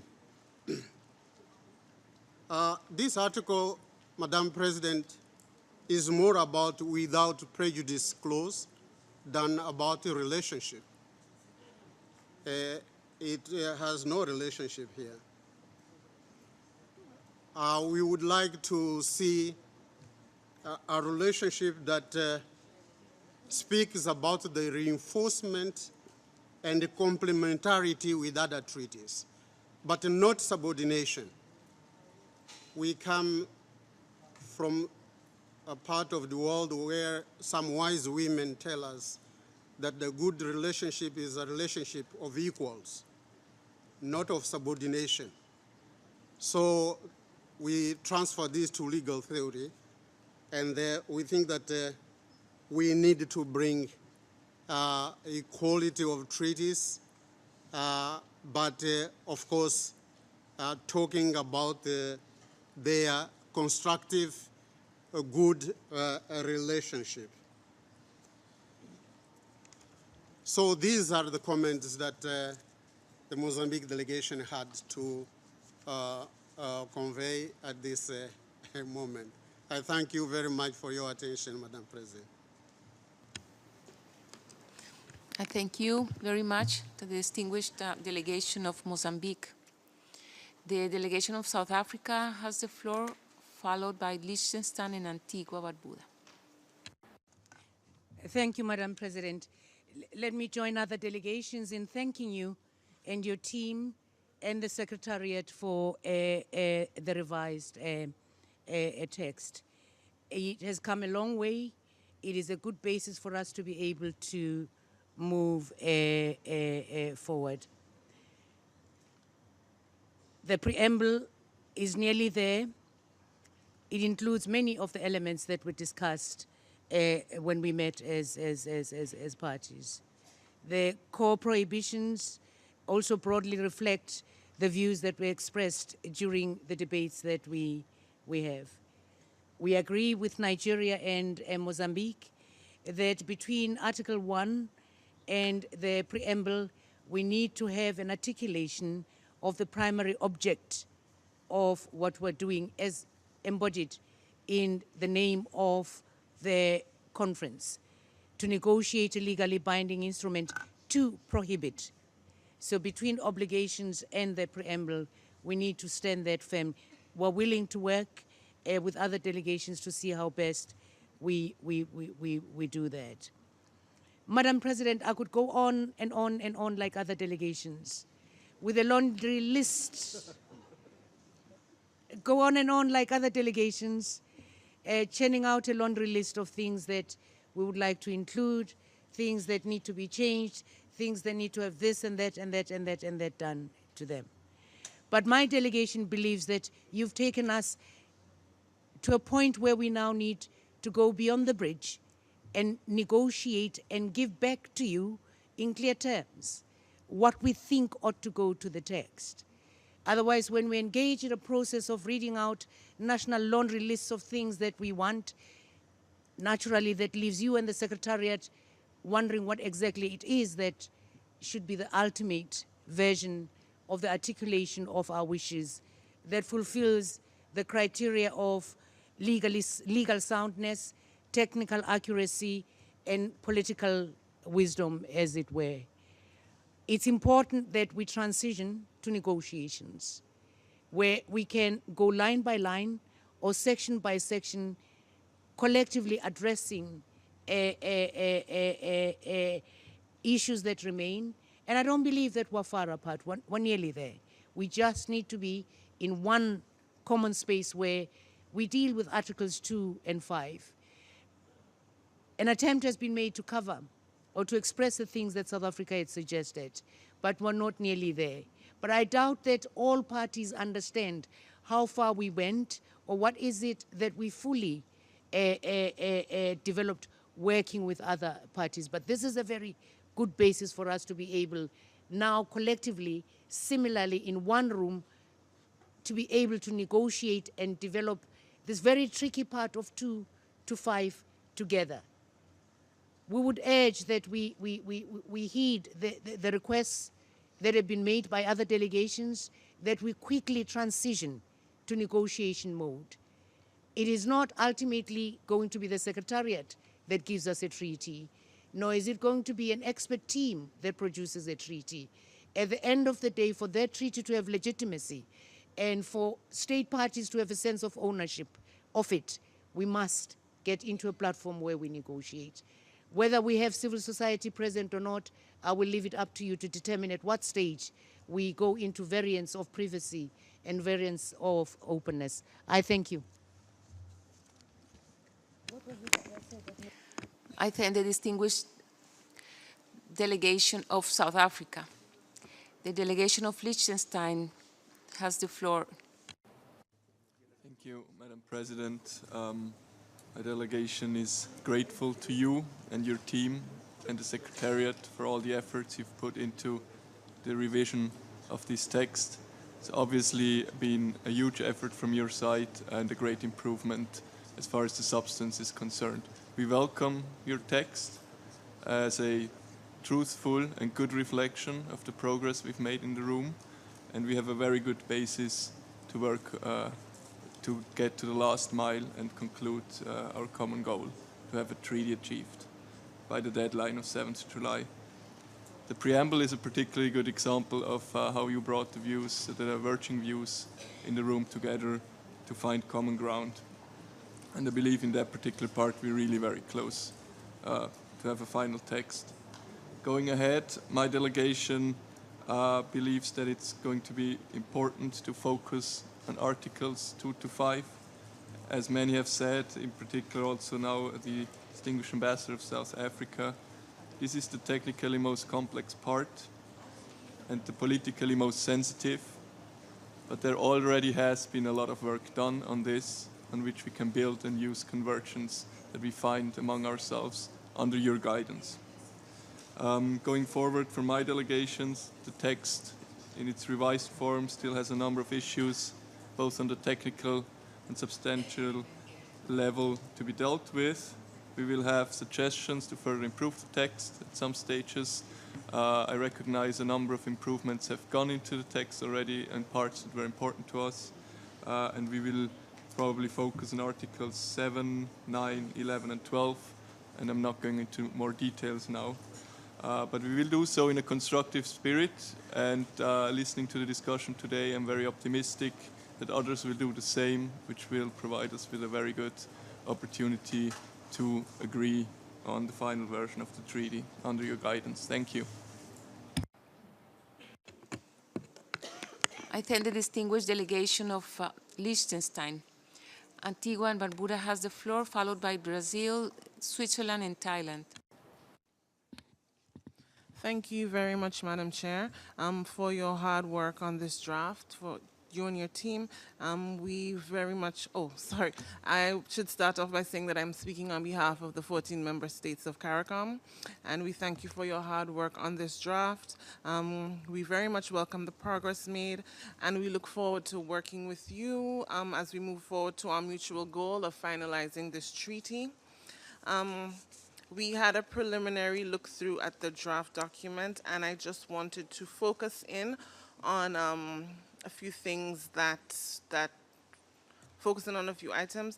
First, I'd like to reiterate or to state that CARICOM was very strong on positive obligations in this text, and we would really like to see language in Article 7 that obligates all affected states to address human and environmental harm and to recognize the rights and offer remedial measures to victims. And we'd also like to see a deletion of the in a position to do so. That's in Article 7.1. Additionally, Madam President, CARICOM welcomes the full participation of civil society in the remaining meetings, and we would like to see more public meetings so that we can benefit from the valuable technical contributions of civil society. I thank you. I thank the distinguished delegation of Antigua and Barbuda. The delegation of Brazil has the floor. Thank you very much, Madam President. And Brazil would also like to thank you and your team for producing this complete revised version of the draft treaty for our consideration. We are also sending it to our capital for analysis, but we are ready to offer preliminary reactions. And I think the first general comment that I can make is that this is a great improvement over the first draft, and that in many respects it captures views that were supported by a majority of member states during our first round of discussions and exchanges. So I think it's an extremely positive step forward that we are willing to work on the basis of. We thank you in particular for including in the preamble, which we think has achieved a great deal of progress, seems to comprehensively take into account most of the comments that were made that I can recall. And we would like to thank you for including reference to international human rights law. We would also like to thank you in particular for including a preamble on the peaceful uses of nuclear energy, as was also proposed by a number of delegations, and to comment that with respect to the nuclear test ban treaty, we still believe that the importance of it is that it enters into force, and that as it has not done so, it would be premature to recognize the vital importance of the treaty itself. So at first it has to enter into force. That is our point of view. General obligations, we understand that you have taken the decision not to change it, but we understand that adjustments will have to be made at some point, perhaps by member states in discussions specifically involving this article. It is a critical article. We agree with those who have mentioned that perhaps this is the most important one because it's a prohibition treaty, so we have to be clear about what we are prohibiting. And for Brazil, there is still a lack of a reference to the threat of use or threaten to use, as the distinguished ambassador of Austria has once referred to. So we fully support including that among the prohibitions. We also would like to see the prohibition on tests to be broader so that it encompasses all sorts of tests, including subcritical and computer-based testing. We also understand on D, we should add a reference to nuclear explosive devices after nuclear weapons, as that is the way in which this reference to nuclear weapons is made in the other parts of this Article 1. And Article 2 on declarations, as was referenced by some other previous speakers, we think there is a need, a very important and urgent need, to include a reference to countries that have nuclear weapons stationed in their territories, and they should declare so. Otherwise, it simply beats the purpose of the treaty. It creates a loophole and it weakens it completely. We cannot attempt to establish a treaty that prohibits nuclear weapons, that asks nuclear weapon states to eliminate and destroy their nuclear weapons programs, so on and so forth, and say nothing of those countries that have nuclear weapons stationed in their territory. This is a loophole that needs to be fixed because it weakens the treaty, and we would not support that. We should also have here the requirement of states who possess to declare that they do so. I think that was a very straightforward requirement that was in the previous version, and we think it should not have been removed. Otherwise, again, it is not a treaty that is complete. Regarding safeguards, we were ready to work on the idea of incorporating into the body of the treaty language that you had originally proposed as an annex, and we thought that would have been a pathway, a positive way forward that would find language that could be acceptable to all. On the other hand, here we have a smaller paragraph which perhaps has the advantage of reducing the issue of safeguards to its real relevance in a treaty that seeks to prohibit nuclear weapons and not create different types of regimes on safeguards that are already covered by the NPT and the International Atomic Agency. And we would, in this language, we think that a reference to higher level of standards, it's not technically sound nor precise, because there are no higher level of standards. In fact, there are no particular standards, and what the agency has, I have expressed this before, are model agreements that are negotiated with countries individually. To agree on those model agreements is a voluntary decision of each particular country under the agency. And the agreements, they vary in scope. And of course, the issue here are states that have nuclear weapons, and those states, they usually make offers on their agreements, and the standards may be very low on those particular agreements. So I think there are no standards. We would not support retaining this language in here. But again, we're willing to work on different options, including the original proposal to incorporate the annex language into the body of the treaty. Article 4, we'd just like to also in Article 3, we support the comment made that there is an absence of language to cover the situation of those countries that currently do not possess safeguards agreements.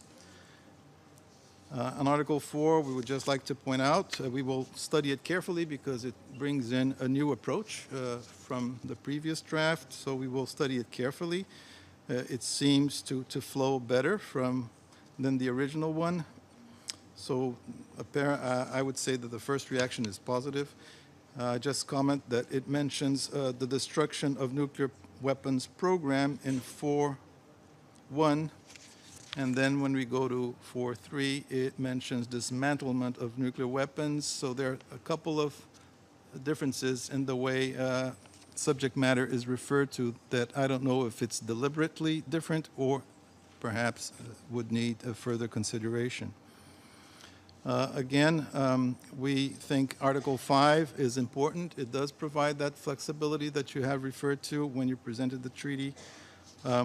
We do appreciate the fact that it mentions specifically the possibility of having additional protocols to the treaty. This is referenced here, and it's also referenced as in Article 9 as some of the sort of action points for meeting of state parties. We think that the Article 7 is still does not cover situations where states who may use or threatened or who may use nuclear weapons or test nuclear weapons, it does not establish any sort of responsibility on their part with regards to human victims or environmental contamination or destruction in other countries or in other territories. And I think this is something that should be covered by the treaty because it's a situation that is very probable to occur and that has occurred in the past, and it needs to be addressed.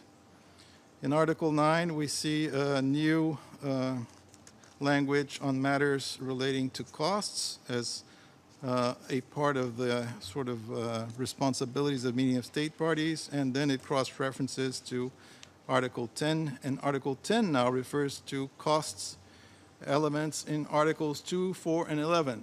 So there's been an expansion of the issue of cost. I don't know if that's something that is of concern to the Secretariat right now, but I think this needs further precision because in Article 4, for example, it's article that deals with the elimination, the destruction of nuclear programs. That will have costs, so I don't understand whether the kind of cost that we're referring to here is just Secretariat costs or whether it goes beyond that to initiatives that obviously state members will not be in a position to fund directly just through assessed contributions for the operation of this treaty. We're also a bit perhaps in doubt about this having special conferences to consider amendment proposals. We think this is not necessary. This is already established as matter for consideration of meeting of state parties and review conferences. It's mentioned in other articles as well. So if they already have the capacity to consider amendments proposal, we don't need, in fact, to have yet another meeting of state parties under a different format exclusively for the consideration of amendments.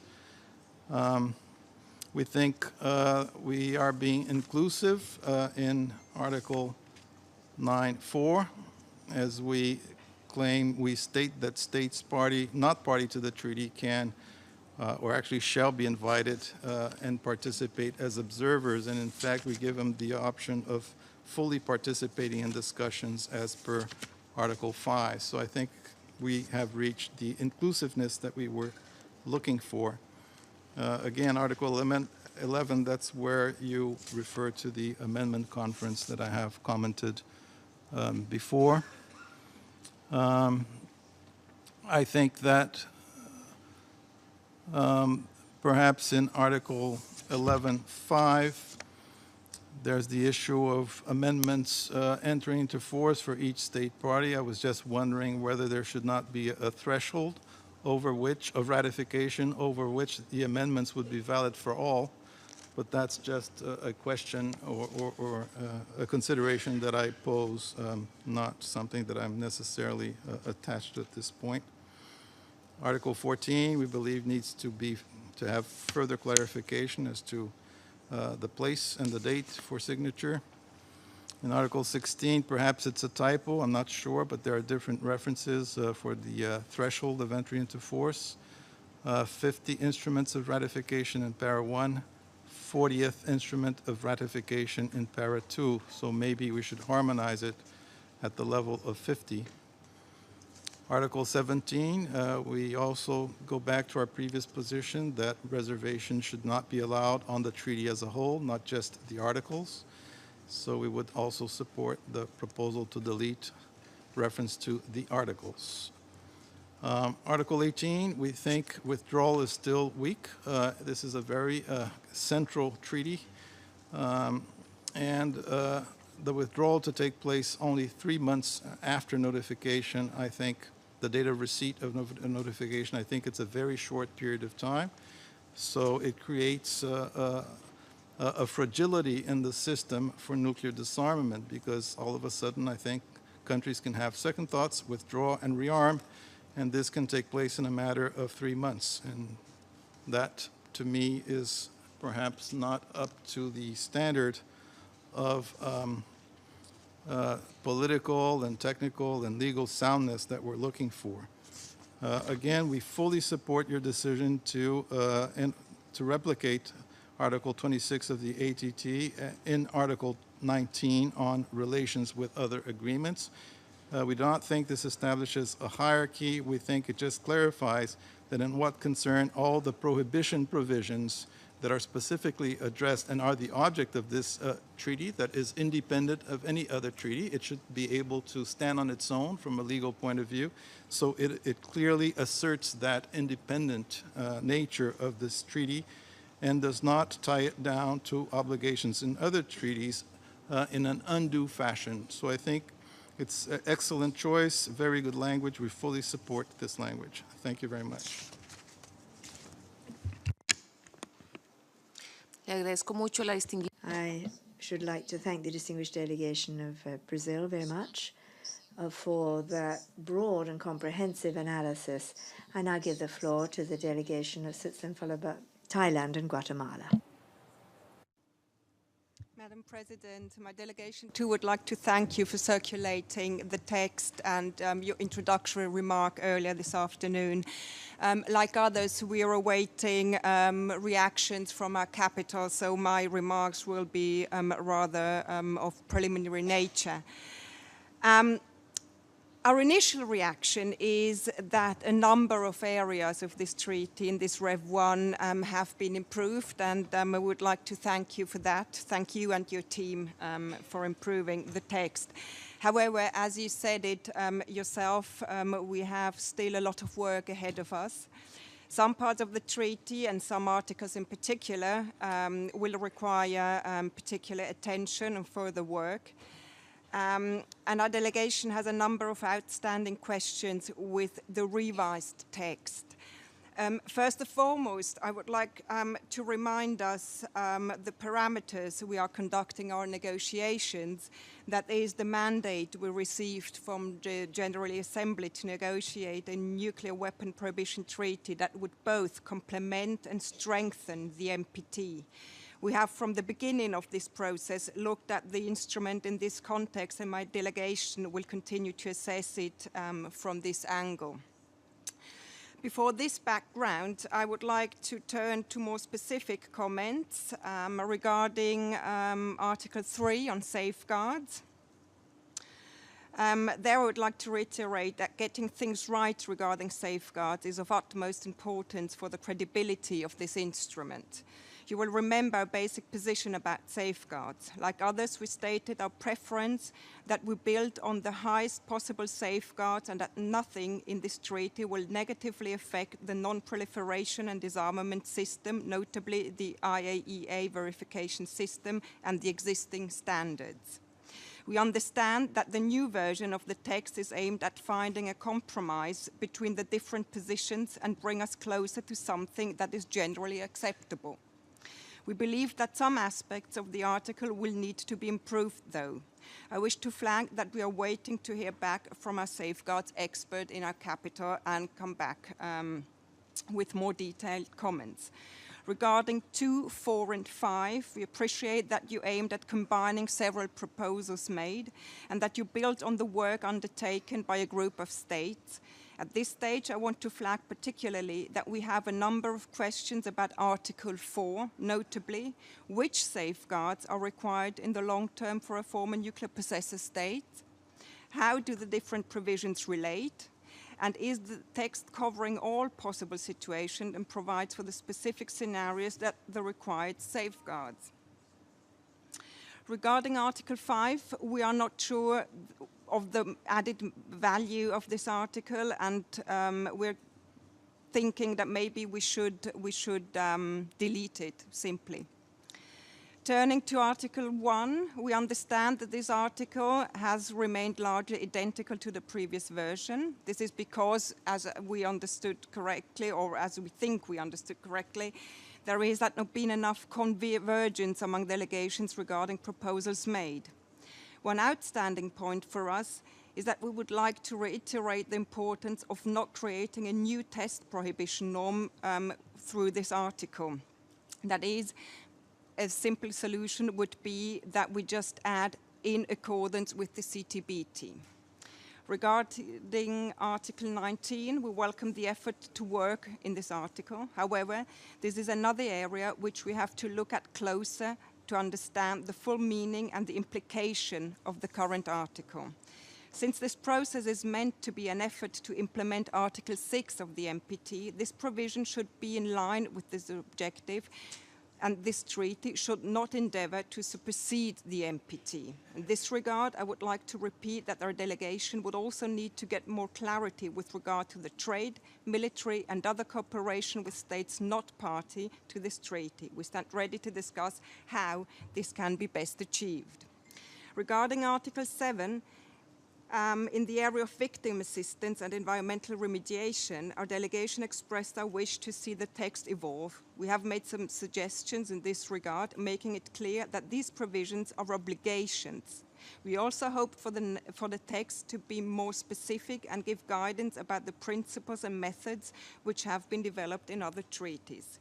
And last but not least, regarding Article 9, we do not see the need for such an exhaustive list. Just mention matters related of any of the article of the treaty would be enough in our view. Thank you, Madam President. I thank the distinguished delegation of Switzerland. I give the floor to the delegation of Thailand, followed by Guatemala. Thank you, Madam President. We would like to join others in thanking you, your team, and the members of the Secretariat for the dedication and hard work producing this second draft of the Ref 1, which is a large improvement in our view. We thank you for your explanation also this afternoon about this draft, and especially for Article 1 and why it stays as it is now. We would like, however, to underline that we see the need for strengthening this Article 1, and we reaffirm the text, the draft that we submitted to you earlier before this Rep 1 draft came out.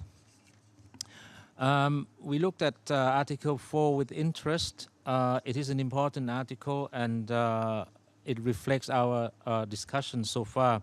We understand that the logic set out towards the total elimination now includes both a join and destroy approach as well as a destroy and join approach. However, there are still some important details to discuss further. And of course, we await instruction from Capital on our full intervention on this one. But at this stage, we need clarification on some points. First of all, paragraph 1 mentions competent authority, but paragraph 4 mentions competent international authority. We understand that for these two paragraphs, the competent authority are meant for different roles, but is it that in paragraph 1 it could be a national competent authority or anything non-international, whereas paragraph 4 would have to be international authority? This is important, and our preliminary view is that any entity to be entrusted with this job should be international by nature. It shouldn't be some national authority of a state. We are also glad that Article 4, as it is now, include weapons that or devices that are owned, possessed, or controlled. Control is very important in our view, but we are still concerned, and there we join Austria and Brazil on this point. We are still concerned that Article 4 leaves out a large chunk of possible weapons or devices. These are the weapons or devices that are located at any place under the state party's jurisdiction or control. And here we're talking about different kind of control. We're talking about place under the control of the state party. We're not talking about the control over the weapon itself. And so this scenario is still possible. A state party has some nuclear weapons that are owned, possessed, controlled by others, but are located within area under its jurisdiction or control. And we need to deal with these. It is very important. We are also of the view that in every instance, the provision for states seeking to eliminate their weapons should be held to the standards of the IAEA. We should also leave the door open for higher level standards of safeguards in the future. On Article 7, we agree with Brazil that, again, it leaves out a large chunk that is responsibility of the users or testers states of nuclear weapons.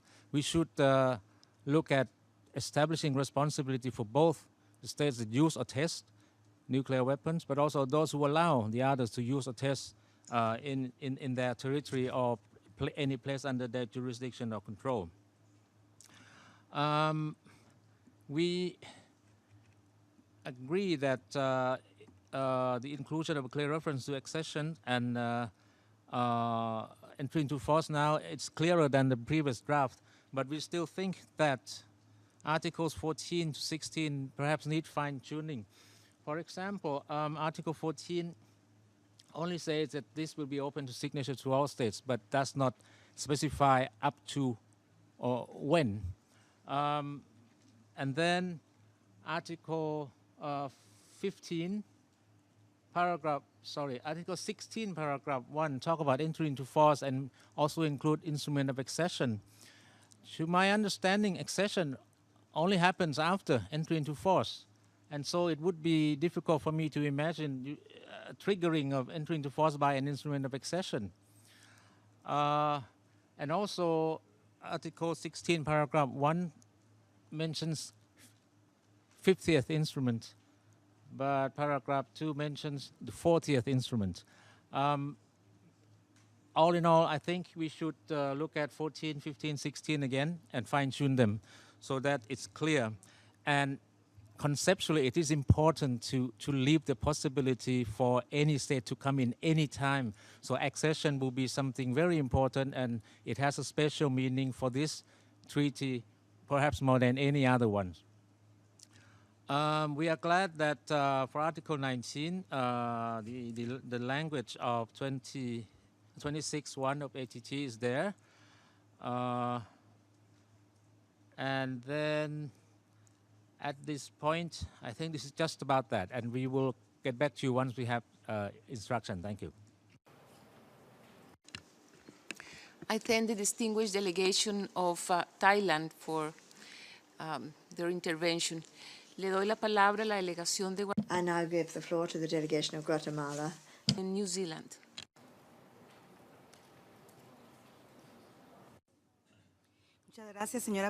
Thank you very much, Madam President. I should like to thank you and your team for the revised text of the treaty, which you distributed recently, and also for the detailed presentation of it. We think that this text is a balanced reflection of the proposals that were voiced in the room, and in particular I refer to the preamble referring to the elements discussed in the first round of discussions. Progress is being achieved, and as you and other delegations have indicated, a lot still remains to be done, particularly regarding Articles 2 to 5. We have sent the text to Guatemala, and while I await specific comments, I will just make a few ones of a general order. Looking at the general obligations and the text, there are no changes regarding the first version, despite the concern for most states on a prohibition regarding deterrence and the threat of the use of nuclear weapons. We would insist that we want to see a clear prohibition there. We also believe that the prohibition on transit should be shown in the final version of the treaty. The amendments made to the articles pertaining to the statement of and destruction on nuclear arsenals and existing safeguards are a step in the right direction. We support the inclusion of these articles in the treaty. However, these paragraphs should be clearer and more direct. The statements in Article 2 must be attuned to the prohibitions in Article 1, particularly the stationing and deployment of weapons. Article 4 has been improved, referring to the obligation to withdraw nuclear weapons from operational preparation and early destruction, and the establishment of an elimination calendar with the states parties. The article must be clearer, though, and tighter. On Article 5, on additional measures, we believe that it remains ambiguous, and the proposals of the new effective measures are not clear. The text on positive obligations, we also believe, has room for improvement, and the treaty must include the obligation of all states affected to help victims and redress environmental damage. This has to be made stronger, and we also share Ecuador's concern about the balance that needs to be struck in this article. We have doubts again on Article 11 on the amendment conference, and particularly on Article 18 on withdrawal from the treaty, in line with what other delegations have said this afternoon. Regarding the indicative timetable for meetings, we agree with the proposal that you've made, underscoring how important it is to have the contributions of and participation of civil society. We need to use the text as the time as best as possible to arrive at a text on the 7th of July. So that's what we have to say. Thank you very much. I should like to thank the distinguished delegation of Guatemala, and I give the delegation of Egypt. Thank you very much, Madam President, and let me also echo previous sentiments shared by many delegations in thanking you and your team for all the efforts that you have exerted throughout the time period that we've had in negotiations, particularly last weekend.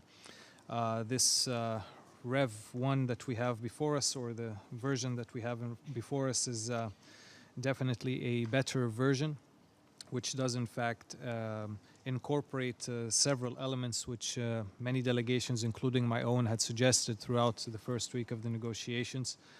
We do take note, however, that there continues to be some other elements which have not been incorporated, and to which we would hope in the second round, as we go about in the second week, that they would be incorporated and integrated into this draft treaty. Having said that, I think in totality, the draft treaty as it stands now brings us closer to the main aim of reaching to a final treaty. However, maybe it does not reach close enough.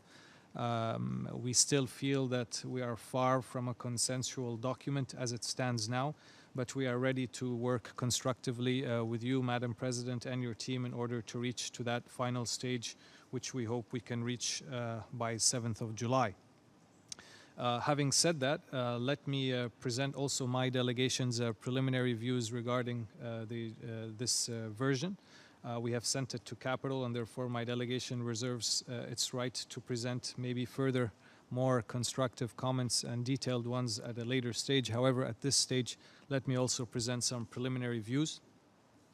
With regards to the preamble, I agree with a lot of the sentiments shared by delegations that it does, in fact, is a much better version. It does reflect several of the elements that some delegations have raised. Only two comments that I would like that strikes out within this preamble concerning PP 14 on the issue regarding the slow pace of nuclear disarmament.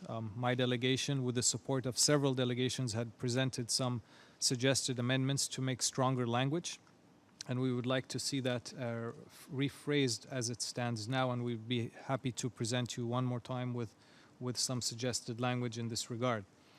In addition to a second preamble paragraph, PP 19, concerning CTBT, the way it is phrased as it stands now, for my delegation will find it difficult to accept.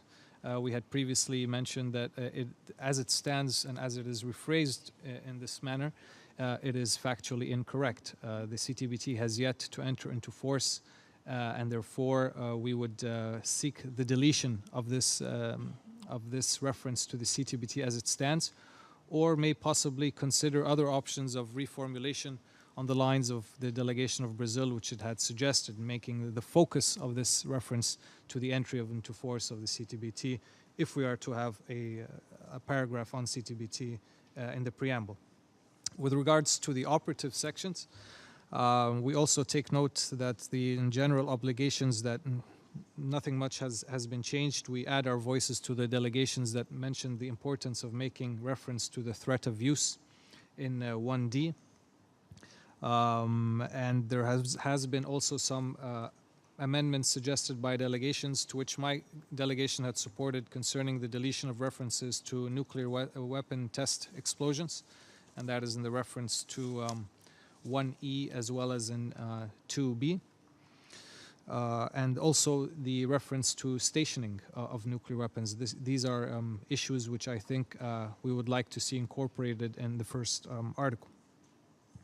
With regards to safeguards, Article 3, again, my delegation is consulting with Capital on this regard, and we will come back with a much more concrete reaction to the safeguards. So I will not comment on this at this preliminary stage. With regards to Article 7 and victim assistance, my delegation had suggested, with the support of several other delegations, about the necessity to reformulate this paragraph to make some reference to the responsibility of those that actually conduct nuclear testing, and that the onus or responsibility should remain primarily on those that actually conduct these tests, while at the same time making sure that state parties can, in their own capacity, provide assistance to victims. However, we would still like to see reference to the responsibility of those that conduct nuclear tests, that the onus and responsibility remains on them in particular. With regards to Article 18 and the question of withdrawal, on the same lines of the delegation of Ecuador, we would like to see this this article watered down. We think that references to withdrawal should be simple and not as it is mentioned in this regard. And again, we would be willing to work on formulated language in this regard. These are preliminary remarks, Madam President, regarding our delegation's view. And again, my delegation would be in a position to provide you with much more detailed comments on this draft treaty. I would, at the end, however, of my intervention, would like to seek the clarification of the President as to the President's perspective in the next couple of days during this week as to the procedural modalities and methodology to which the President intends to go about in addressing this. Obviously, we are running out of time. We have only 7 working days to finalize this treaty. And it would be important for my delegation also to communicate back to Capital on to how the President intends to proceed. Are you still willing to accept from delegations formulated language as we did in the first week? Will this take too much time? And therefore, my delegation remains at your hands as to how we will proceed, but we would like to seek clarity as to the procedural modalities of how to move forward. Thank you again, Madam President. I thank the delegation of Egypt. I give the floor to the delegation of New Zealand, followed by Sweden, Peru, and Mexico. Thank you very much, Madam President. We welcome the circulation of the revised draft and appreciate all of your efforts, plus those of your team and the Secretariat, to produce this revision and to take these negotiations forward. My delegation sees real improvements in some areas. I'd like to focus my comments today in the main on the key provisions of Articles 2, 3, 4 and 5. With regard first to Article 2, we note that the revised draft continues to retain a requirement for states parties to submit declarations, but the new text only seems to require declarations covering the prior destruction of nuclear weapons, as well as declarations on states' general safeguards obligations.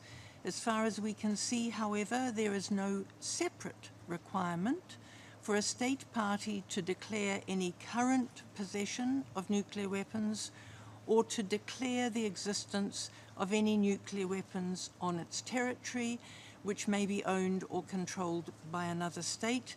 And we note that a number of other delegations here, including Brazil, Thailand, and others, have commented on this shift from the text which was being discussed here at the end of last week. We note, too, that the new text would seem to require the same declarations under 2.1b from nuclear weapon possessor states as from those few non-nuclear weapon states that have yet to have safeguards agreements with the IAEA. We think this is not appropriate. Moving to Article 3, Madam President, we appreciate the inclusion of the language ensuring that our new treaty does not require lower safeguard standards to be in place than those to which we are already committed. We are concerned, however, that none of the core requirements regarding safeguards, as outlined in the annex of your first text, Madam President, have been retained, and of course we note the deletion of the annex. For this and for other reasons, including those commented on here by other delegations, we believe that the text before us now in Rev 1 does need to be strengthened. Moving on to Article 4, as a general point, I note that this article continues to explicitly envisage a possibility which would be in direct contradiction with the obligation in Article 1. Article 1 rightly establishes an obligation not to possess nuclear weapons, yet Article 4.1 permits a state to join the treaty, to be one of its state parties, while still possessing nuclear weapons. We think that there needs to be language incorporated here to ensure that this inconsistency is rectified. Article 4.1 needs either to be subordinated to the prohibition in Article 1 or reconciled in some other respect with the prohibition on possession. Further, Madam President, we think that the time frame put forward of 60 days in Article 4.1 is unworkable, and Article 4.1, I think to ensure its general feasibility, needs to be fleshed out with respect to the process and the rules of procedure that would apply to the negotiation and agreement on the time-bound plan referred to in Article 4. Moving on to Article 4.3, in terms of the dismantlement of a nuclear weapons program, we would want to be assured of much more than just the correctness and completeness of a former nuclear weapon possessor state's inventory of nuclear materials. This point also applies to the assurances to be provided by the IAEA under Article 4.5. A few comments now, Madam President, on a number of other articles. On Article 14, regarding signature, we would suggest that, as treaties usually do, this treaty should include the time and place for signature, and we agree with Austria on that. Although we've yet to flesh out the detail that we might all expect to be included here in this provision, we would suggest including a placeholder so that this detail is not overlooked in coming days. With regard to the entry into force provisions, and Costa Rica, Brazil and Thailand have already commented on the discrepancy between paragraph 1 of Article 16, which refers to 50 signatures, and paragraph 2's reference to 40. We have heard last week comments from states that the threshold for entry into force should be increased, as well as comments that it should be decreased from that which your first draft set, Madam President, and we consider perhaps that your original proposal of 40 states does indeed represent a sensible balance.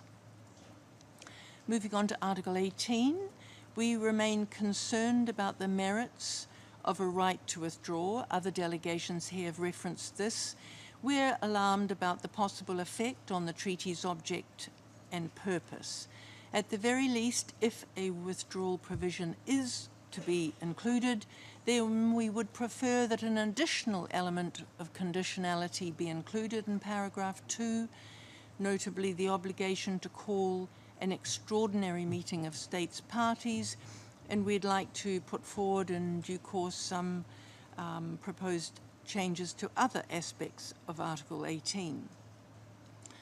Finally, Madam President, we think it would be useful to include rather more language in the text regarding the role and functions of UN ODA in terms of providing secretariat support for our treaty, and we think this could be usefully made much more explicit in the treaty. New Zealand looks forward to continuing our engagement with all delegations here in coming days. Thank you very much, Madam President. I thank the delegation of New Zealand. Let me give the floor to the delegation of Sweden, followed by Peru. Thank you, Madam. Like previous colleagues, I would like to thank you and your team and the Secretariat for your very intensive work during the weekend. And we feel that the revised version that you have presented to us is a good step forward towards a consensus. We have sent the draft to our capital and will receive comments tomorrow. I foresee that the comments that we will receive will mainly be on Article 1, of course the most important article in the treaty. We look forward to working with other delegations on Article 2 to 4 in order to improve the text and to deal with any loopholes. We also foresee comments on Article 7, 8, 18, 19, and we'll probably get back to a couple of articles that we suggested as new articles and have not been included in your revised draft. On entry into force, we were quite pleased to see the number of 50, and we would like it very much to stay that way.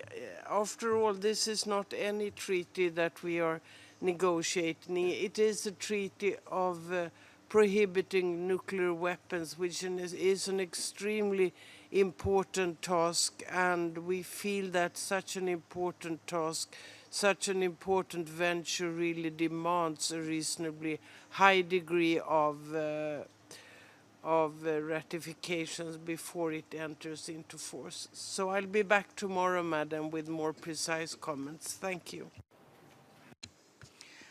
I thank the delegation of Sweden and le doy la palabra a la delegación. And I give the floor to the delegation of Peru, followed by Mexico. The interpreters have told us that they can stay a further 5 minutes, so we shall try to conclude with our list of speakers. After Mexico, I have Chile and Algeria. If you have no problem with our continuing then in English, Peru has the floor. Sorry. Thank you very much, Madam President. My delegation welcomes the new version of the treaty text that you've presented to us, and we appreciate the work and endeavours that the Chair, your team and the Secretariat have made. The Peruvian delegation is pleased to welcome the new text. We believe it's a good basis. It does reflect the majority of suggestions and points of view expressed by delegations. However, we feel that certain adjustments should be made and certain issues developed. We won't go into the details of the text. I'd just like to make a few preliminary comments and focus on a couple of elements. As my delegation did say when we spoke previously, the purpose of negotiating this treaty is to prohibit nuclear weapons and arrive at their total elimination.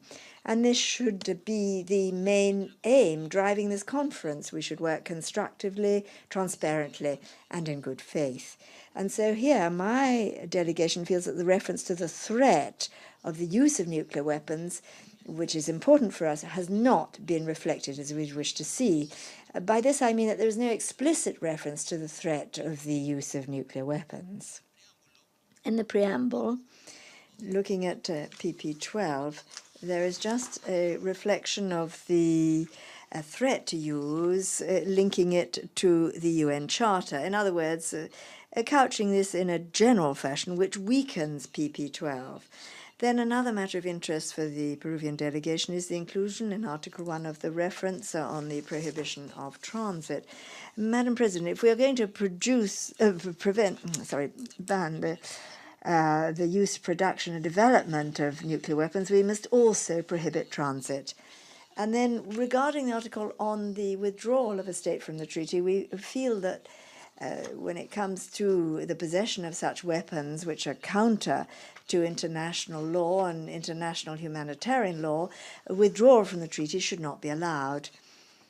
Then On education, my delegation very much appreciates the fact that education for peace and disarmament has been shown in the preamble in order to make people aware of the treaty and disseminate knowledge of it. Lastly, my delegation wishes to ensure of our desire to negotiate a transparent document in good faith, and therefore, when it comes to the participation of civil society as far as possible, this would be highly desirable in the eyes of my delegation. Thank you very much. I should like to thank the distinguished delegation of Peru, and I now give the floor to the delegation of Mexico, followed by Chile and Algeria. Gracias, señora Presidenta. Thank you, Madam President. We still have interpretation, so I shall continue in Spanish. First of all, I would like to join with other delegations, indeed all delegations who've taken the floor, and paid tribute to the hard work that you've carried out in order to produce this revised version of the draft treaty. Given the time of day, and because you did ask us to make general comments, I will not produce a long list of suggestions. I do take it that at a certain time I will have the opportunity to make certain suggestions, a series of suggestions, and the draft still needs a lot of work in many areas. We have listened to the comments made by many delegations, and we share many of them indeed. I would like to home in more on the sequel to this session over the next few days. But just by way of illustration, there are two areas that I would like to flag that are of greatest concern to us in this new draft. All the articles are important, but we believe that we need to look at Articles 2 to 5 and resolve the problems there appropriately. That's vital. We believe that these articles still need a lot of work. First of all, there is the argument put forward by the distinguished delegation of New Zealand regarding inconsistency between Article 4 and Article 1. Just referring strictly to principles philosophy, there should not be any lack of consistency if we just recall the Convention on Chemical Weapons, which prohibits chemical weapons and, however, develops a process moving towards the elimination of chemical weapons. In other words, it allows possessors of chemical weapons as states parties when it comes to their prohibition. So there's no inconsistency there. The inconsistency could lie not so much in the principle but in the language, and that's where we need to work, and not in challenging or questioning the principle but in resolving problems of language. Then again, another issue, looking at Article 2.1.a, as it reads at present, it would not allow countries which still possess nuclear weapons and have not yet eliminated them being parties to the treaty, when Article 4 deals with a process to move towards elimination. I would suppose, as indicated by Nigeria, that once again this is a problem of language, including the way in which the verb is used, the past as opposed to the present continuous, and this would make it very easy then to resolve this. But I just wanted to indicate by way of illustration that there is still a lot remaining to be done on Articles 2 to 5. Then the last article that I wish to bring to your attention, just to illustrate our concern, is Article 18.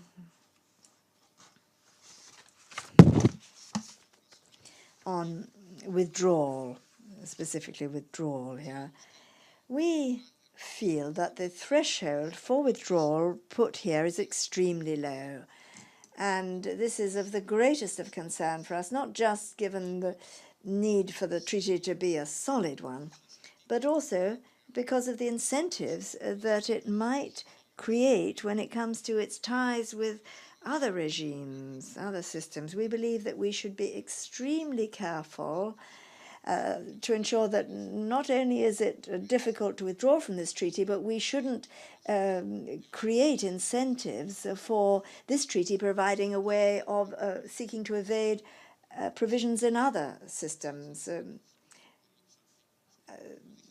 We have then concerns regarding other articles and suggestions, but my main point here is to ask you what comes next. What do you want to do? I would espouse what Egypt has said. I think the questions there were put by others. South Africa suggested something we could do. Is this going to be the road we'll follow? Or what road are we going to follow? I think it's very important so that this evening we leave this room knowing what awaits us as from tomorrow. Thank you very much. I should like to thank the delegation of Mexico, and I shall now give the floor to the delegation of Chile and Algeria. Parece que ya tenemos que dejar ir. It seems that now the interpreters will be leaving us. Could we move to English for our conclusion and indication of the road ahead for the next few days? Chile has the floor. I thank you, Madam President. And I will add the voice of my delegation to those delegations praising you and your team for the dedicated effort that you have conducted in order to provide us with the first revision of the presidential text. Although we have observations of our own that would add to some of those made already by other delegations, which are very much close to our thinking, and I can only mention as an example those observations made by the distinguished delegation of New Zealand, we will follow the prescription, or rather the school of thought of the South African delegation, refraining from entering into a detailed explanation of our points, but rather inviting you and the rest of the delegations to go as soon as possible into the negotiation mood. Because, as other delegation pointed out very accurately, we have little time. So let us go into the negotiation, and we will, in that context, voice our own observations and proposals. I thank you, Madam President. I thank the distinguished delegation of Chile and give the floor finally to the delegation of Algeria. Thank you very much, Madam President, for giving me the floor. First of all, my delegation would like to join other delegations in extending our thanks and acknowledgements for your tireless efforts that you have advocated with your team and the Secretariat since the first session in order to respect our rendezvous of July 7th by adopting an instrument accepted by all. In welcoming this second draft, my delegation shares the view of all the delegations that the second draft you have circulated can make a good basis to move forward in our task. Like others, we send this draft to our capital today for general feedback and instructions. With regard to the general remarks, my delegation joins others in appreciating the inclusion of many proposals that we have supported in the draft. And in this case, we thank you, Madam President, in reflecting our proposal in preamble section in connection with the peaceful use of nuclear energy.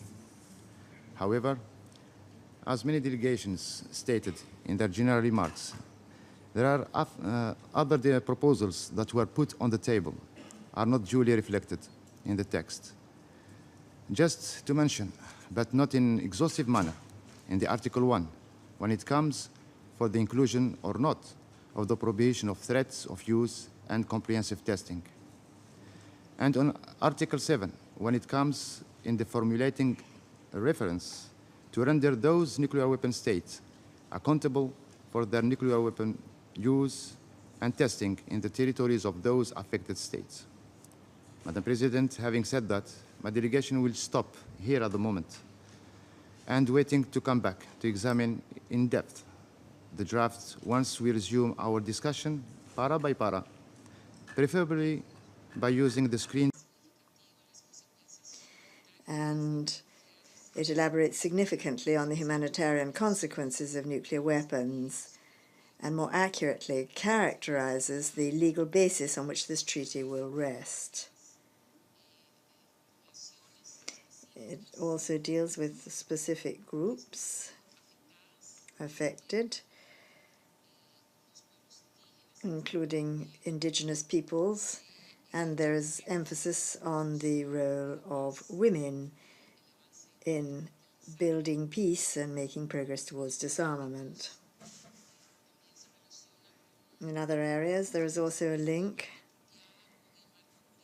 with the instrument, the legal framework internationally here, and all issues of governance pertaining to disarmament, multilateral governance of disarmament.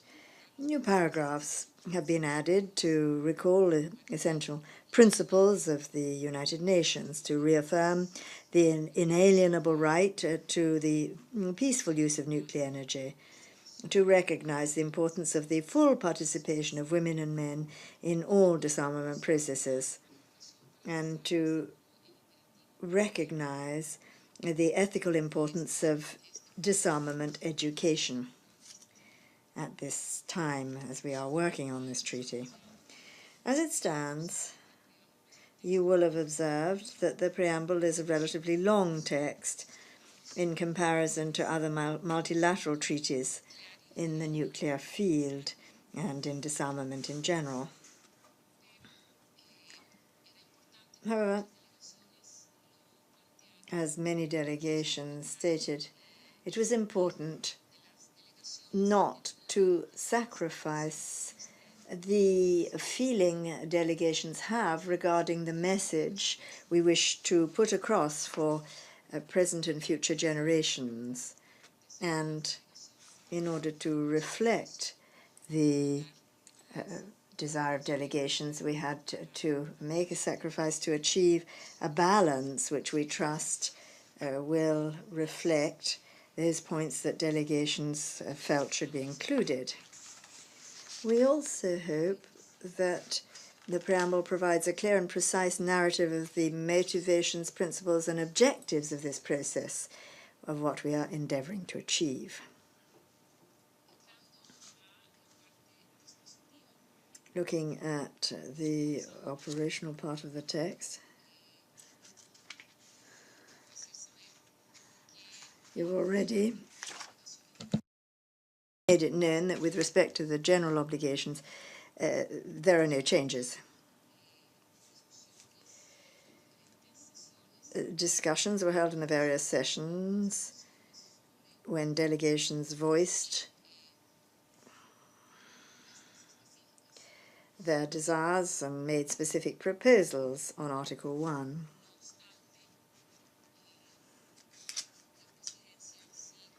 However, despite this, the President believes that there was not a sufficient room to dwell on these concerns in a way that meant the chair wouldn't be able to proceed without taking discretional decisions, something we can't do at the moment. We want the conference to be able to explore issues pertaining to Article 1 more fully.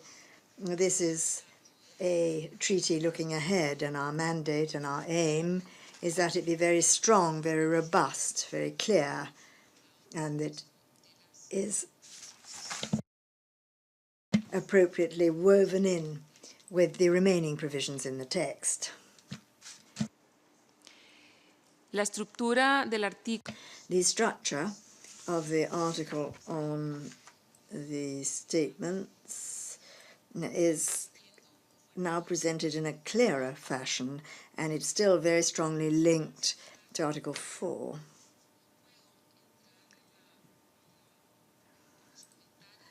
But I cannot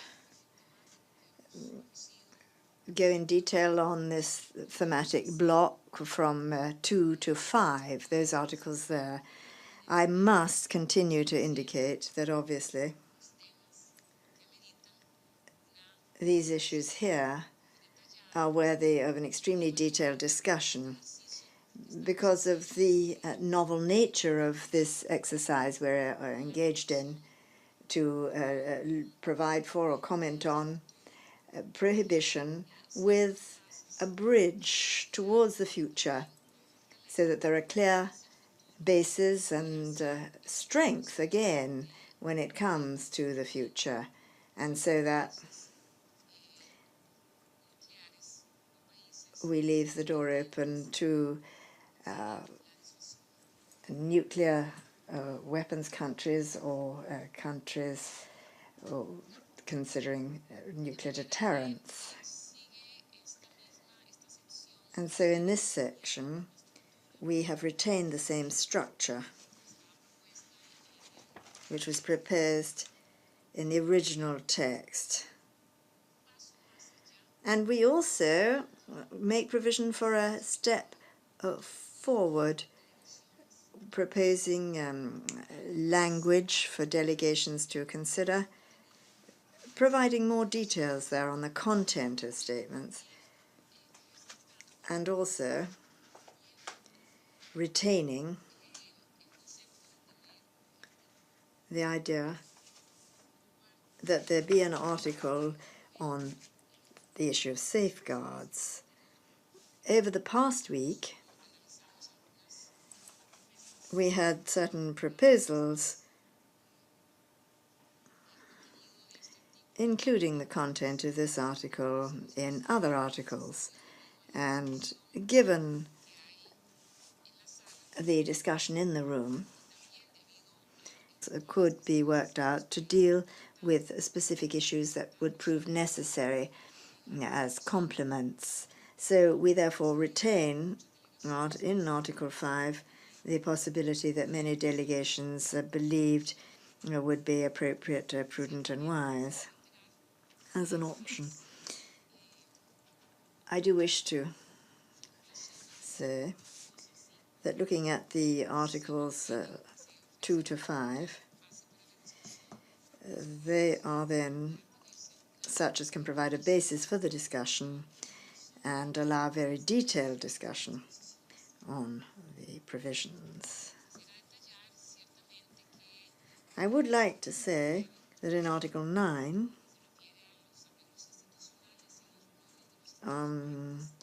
institutional arrangements and action of the states parties, there is now much more clarification on certain specific points which can be considered in the light of the various provisions that the draft already contains as a result of the COP.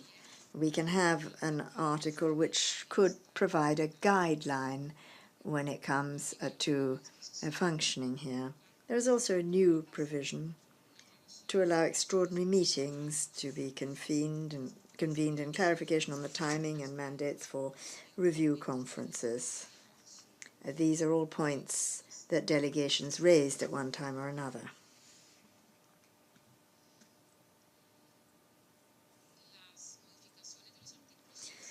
The changes made to Articles 6 and 9, 6, 7, and 8, are largely limited to the reorganization of the provisions into a more logical sequence.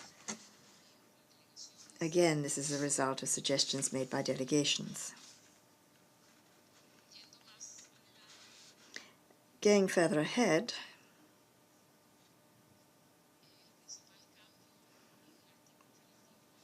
the main change in the article on amendments is that it now provides for the consideration of a proposed amendment at a dedicated conference for that purpose, in accordance with the normal parameters set forth in many treaties.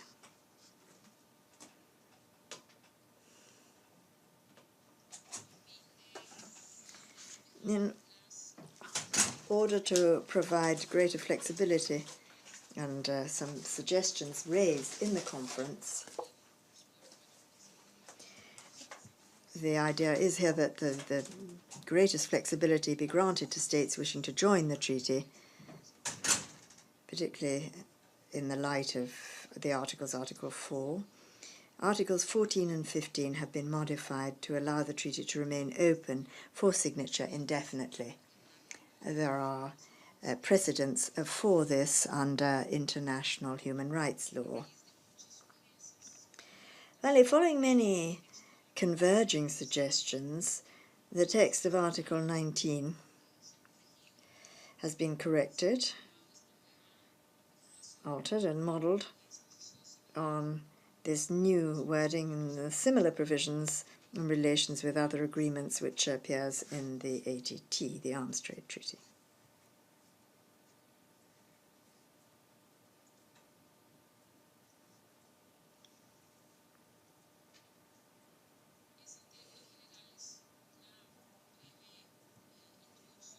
So there you have a brief general introduction of the tweaks made to the revised text.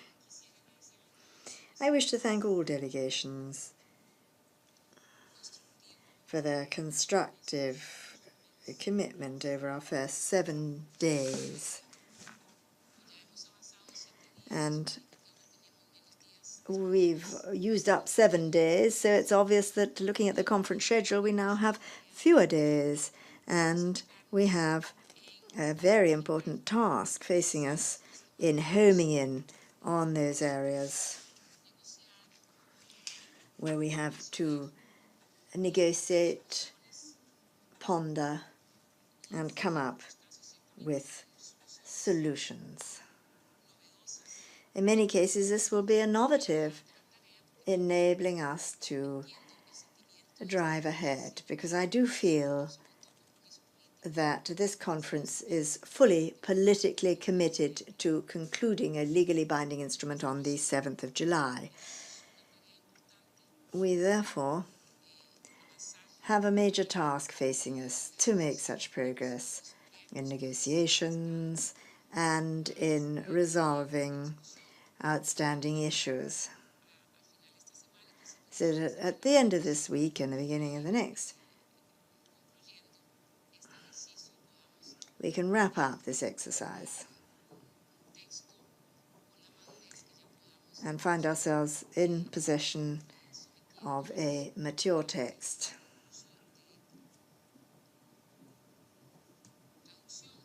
that can go ahead for translation and other processes. I'd now like to just refer to the way we'll organize ourselves. If you're anxious to hear what we're going to do, you will recall that last week we provided you with a new indicative program.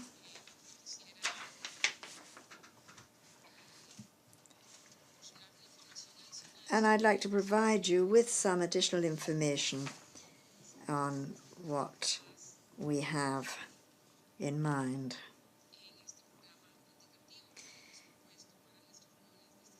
In this indicative timetable for our meetings this week. Now, the timetable shows that there are some open and some closed meetings. The closed meeting, to use standard terminology,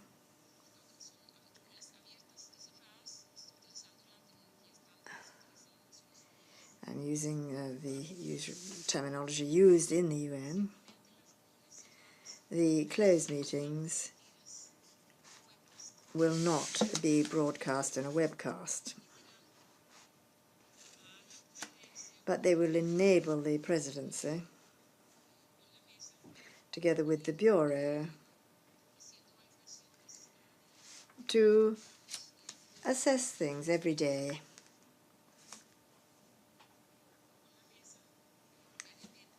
so that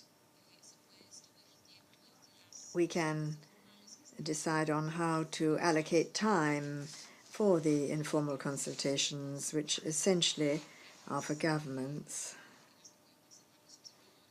and where they can participate for observers. There will be certain sessions which will be completely open. We shall be able to follow the procedures we followed last week.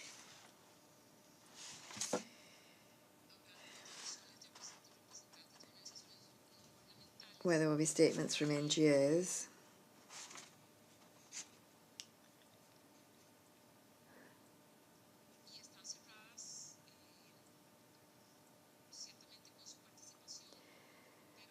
There will be closed meetings with NGO participation, but we felt there was a very positive idea last week. This means there should the private nature of discussion should be respected by NGOs. There should be no public recording of these meetings, including on Twitter or any other social media. As I did say to you, on the basis of information available to me, this was very well received as a procedure by all conference participants. And so we shall consider this every day with the Bureau so that we can adjust things depending on the needs of the negotiations to allow access and flexibility, enabling us to work in this fashion with the participation of civil society, but close to the outside world then.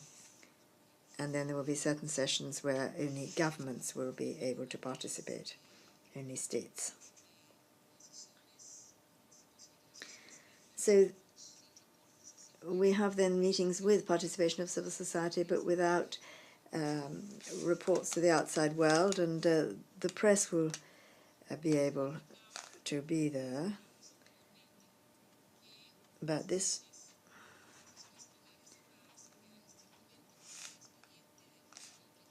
means that these meetings will be off the record and there should be no reporting on any discussion. And as far as possible, we shall try to give you at least a day's notice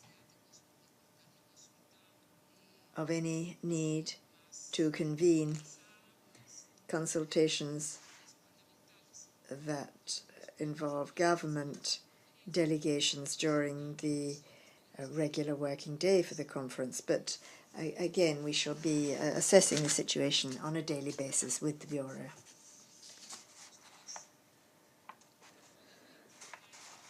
You will have been able to see then that this week our aim is to be flexible so that we're able to allow discussion of various issues and have specific discussions again on those areas where more work is needed, more discussion is needed. I did say, as I started to speak here, that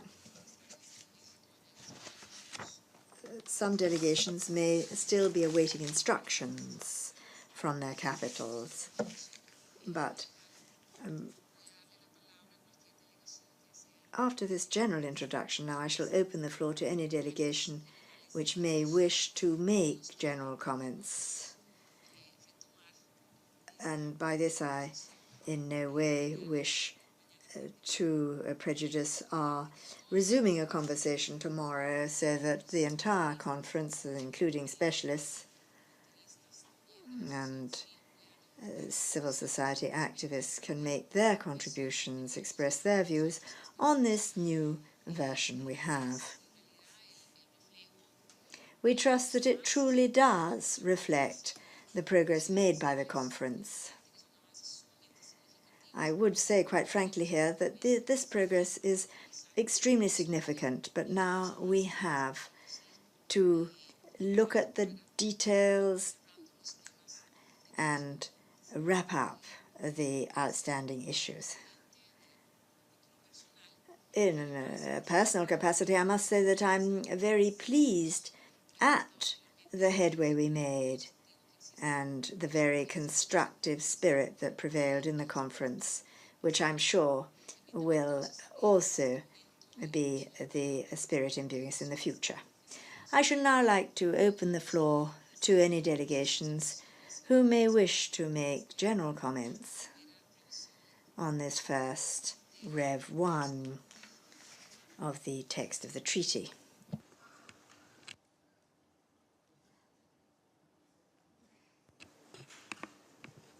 En este momento tiene la palabra. The delegation of Iran now has the floor, followed by Austria. Thank you, Madam President. Good afternoon, everybody. Madam President, thank you for all your hard work in preparing the revised draft treaty. We appreciate it. We expected to receive the revised draft last night. However, as soon as we get the text around 10 o'clock this morning, we sent it to the Capitol. While we still await instructions from Tehran, I would like to make some preliminary comments on the revised draft. Madam President, since the start of this conference, my delegation has stressed that it is of crucial importance to reach a common understanding. Muy buenas tardes. Good afternoon, distinguished delegations.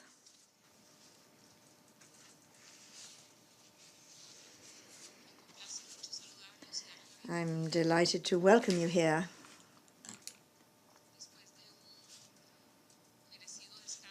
After a well-earned rest over the weekend, the 21st plenary meeting of the substantive session of the United Nations Conference to negotiate a legally binding instrument to prohibit nuclear weapons leading towards their total elimination is called to order. The conference will now continue its consideration of Agenda Item 9 in order to consider the text circulated today by the Chair entitled Draft Treaty on the Prohibition of Nuclear Weapons and contained in document A/229/2017/ CRP.1/Rev.1.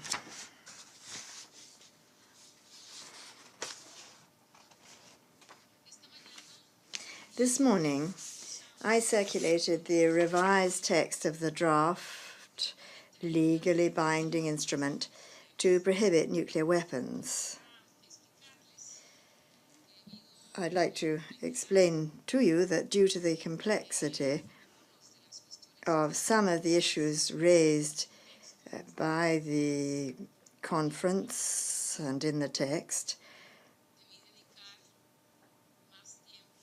I had to spend more time reviewing the text and carrying out consultations in order to ensure that Rev 1 be comprehensive and could prove a basic text to enable us to work on those outstanding areas where we believe that we have to focus our discussions this week. It is, however, important to be able to have an update. The revised text has sought to address the comments made during our first reading. In preparing this revision, I follow the same methodology as with the first draft, looking at things article by article. This means that I do acknowledge that a number of delegations may still be seeking views from their capitals, but I would still like to take this opportunity now to introduce the revised text in a general fashion and to give delegations an opportunity to provide preliminary comments on this new version. In preparing this revision, I follow the same methodology as we followed with the first draft. This means that overall I have continued to focus on incorporating those elements that build on points of convergence. Certainly, it's not possible in all areas to establish whether we are close to a point of convergence that could lead us to a text to be put for consideration. And I would also like to say something that I think is good for the entire conference. I have sought to heed the advice of the High Representative for Disarmament Affairs, Madam Insume Makamitsu, who encouraged all of us to take care to produce an instrument that is legally sound, technically accurate, and politically wise.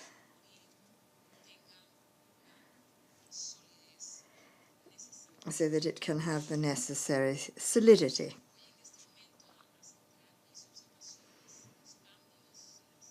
I will look at the changes and the new areas and the main concepts in the revised draft.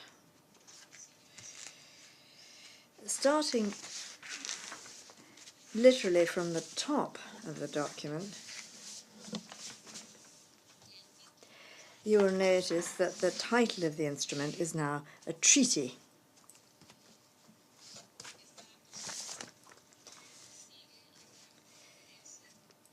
This follows the clear preference expressed by many delegations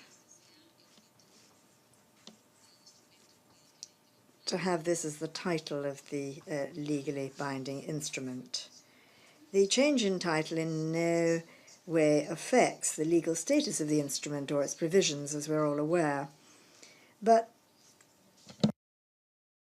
nominally it rather places it on the same level of the many treaties negotiated over the decades on the issue of disarmament. The preamble incorporates many of the ideas and suggestions for which there was convergence. Fortunately, we were able to ensure an exchange of views in the conference so that delegations could well ponder the concepts shown in the preamble. The basic structure remains largely unchanged. You will recall that we had identified the main pillars in this preamble, and also because of the clear remit that we have, our mandate is to ensure that this instrument should strengthen existing architecture and complement it. We therefore believed it important to retain and bolster a clear article on safeguards. I wish to underscore the fact that as a result of my consultations on this, a whole series of complex technical issues emerged where delegations have many points of view which have not led to a very clear convergence and which made it necessary further to deepen the discussion here, considering the most appropriate way to include elements which previously had been in an annex in the first draft of the text. We want to look at the best way of incorporating these elements and also to ensure that the issue of this article fits well into the existing issue of safeguards. We know that this is crucial, and we have to have a certainty that this instrument will support and complement with clarity all the existing instruments.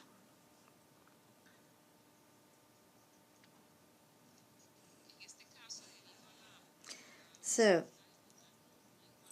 given the difficulty in coming up with a language that reflects more common ground, we decided to go for simple language with an indication to the effect that this is a matter that must be clearly reflected in the treaty, but where there will still be discussion. So we shall now continue to listen to what delegations have to say. We're aware of an extremely constructive spirit existing, so we expect that there will be new proposals for adopting this and having a special article on safeguards in the text of the treaty.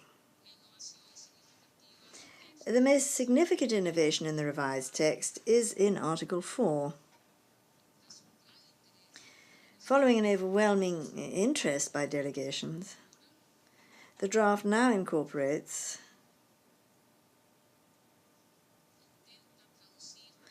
or it endeavours to translate into legal provisions a very clearly expressed political desire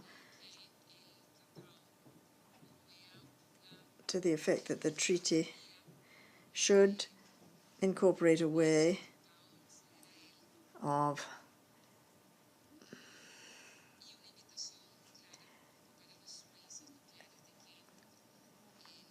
acceding to a treaty, ensuring clearly that the instrument would be available from the very first day when it comes to initiating action. The second component in the mandate of this conference is to lay down the basis for the elimination and indeed total elimination of nuclear weapons. And I would like to say a particular word of thanks to the delegations of South Africa, Austria and Sweden, as well as many others, for their contributions, their specific proposals and suggestions. We shall certainly continue to avail of your expertise and involvement to arrive at a text that proves appropriate in reflecting the political will of states. Article 4 now provides an option for a state possessing nuclear weapons to join the treaty at an early date, subject to an obligation to eliminate its nuclear weapons program and to engage in a credible process with the other states parties towards that end. A considerable amount of flexibility has been built into this approach, as it must be fit to accommodate the widely differing nature of existing nuclear weapons programs, their extent, and the fact that it is not possible at present to build a competent international authority. So we lay down the basis so that by means of the COP, it will prove possible to designate a competent international authority that could bear responsibility for verifying the actual dismantlement of nuclear weapons. The role of the IAEA has been very carefully limited here to the verification of a nuclear material in peaceful activities in accordance with its current safeguard system.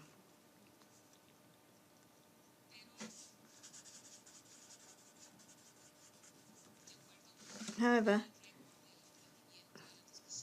reflecting my recollections and record of discussions in the conference, it is of interest to continue to consider the so-called South Africa Plus pathway.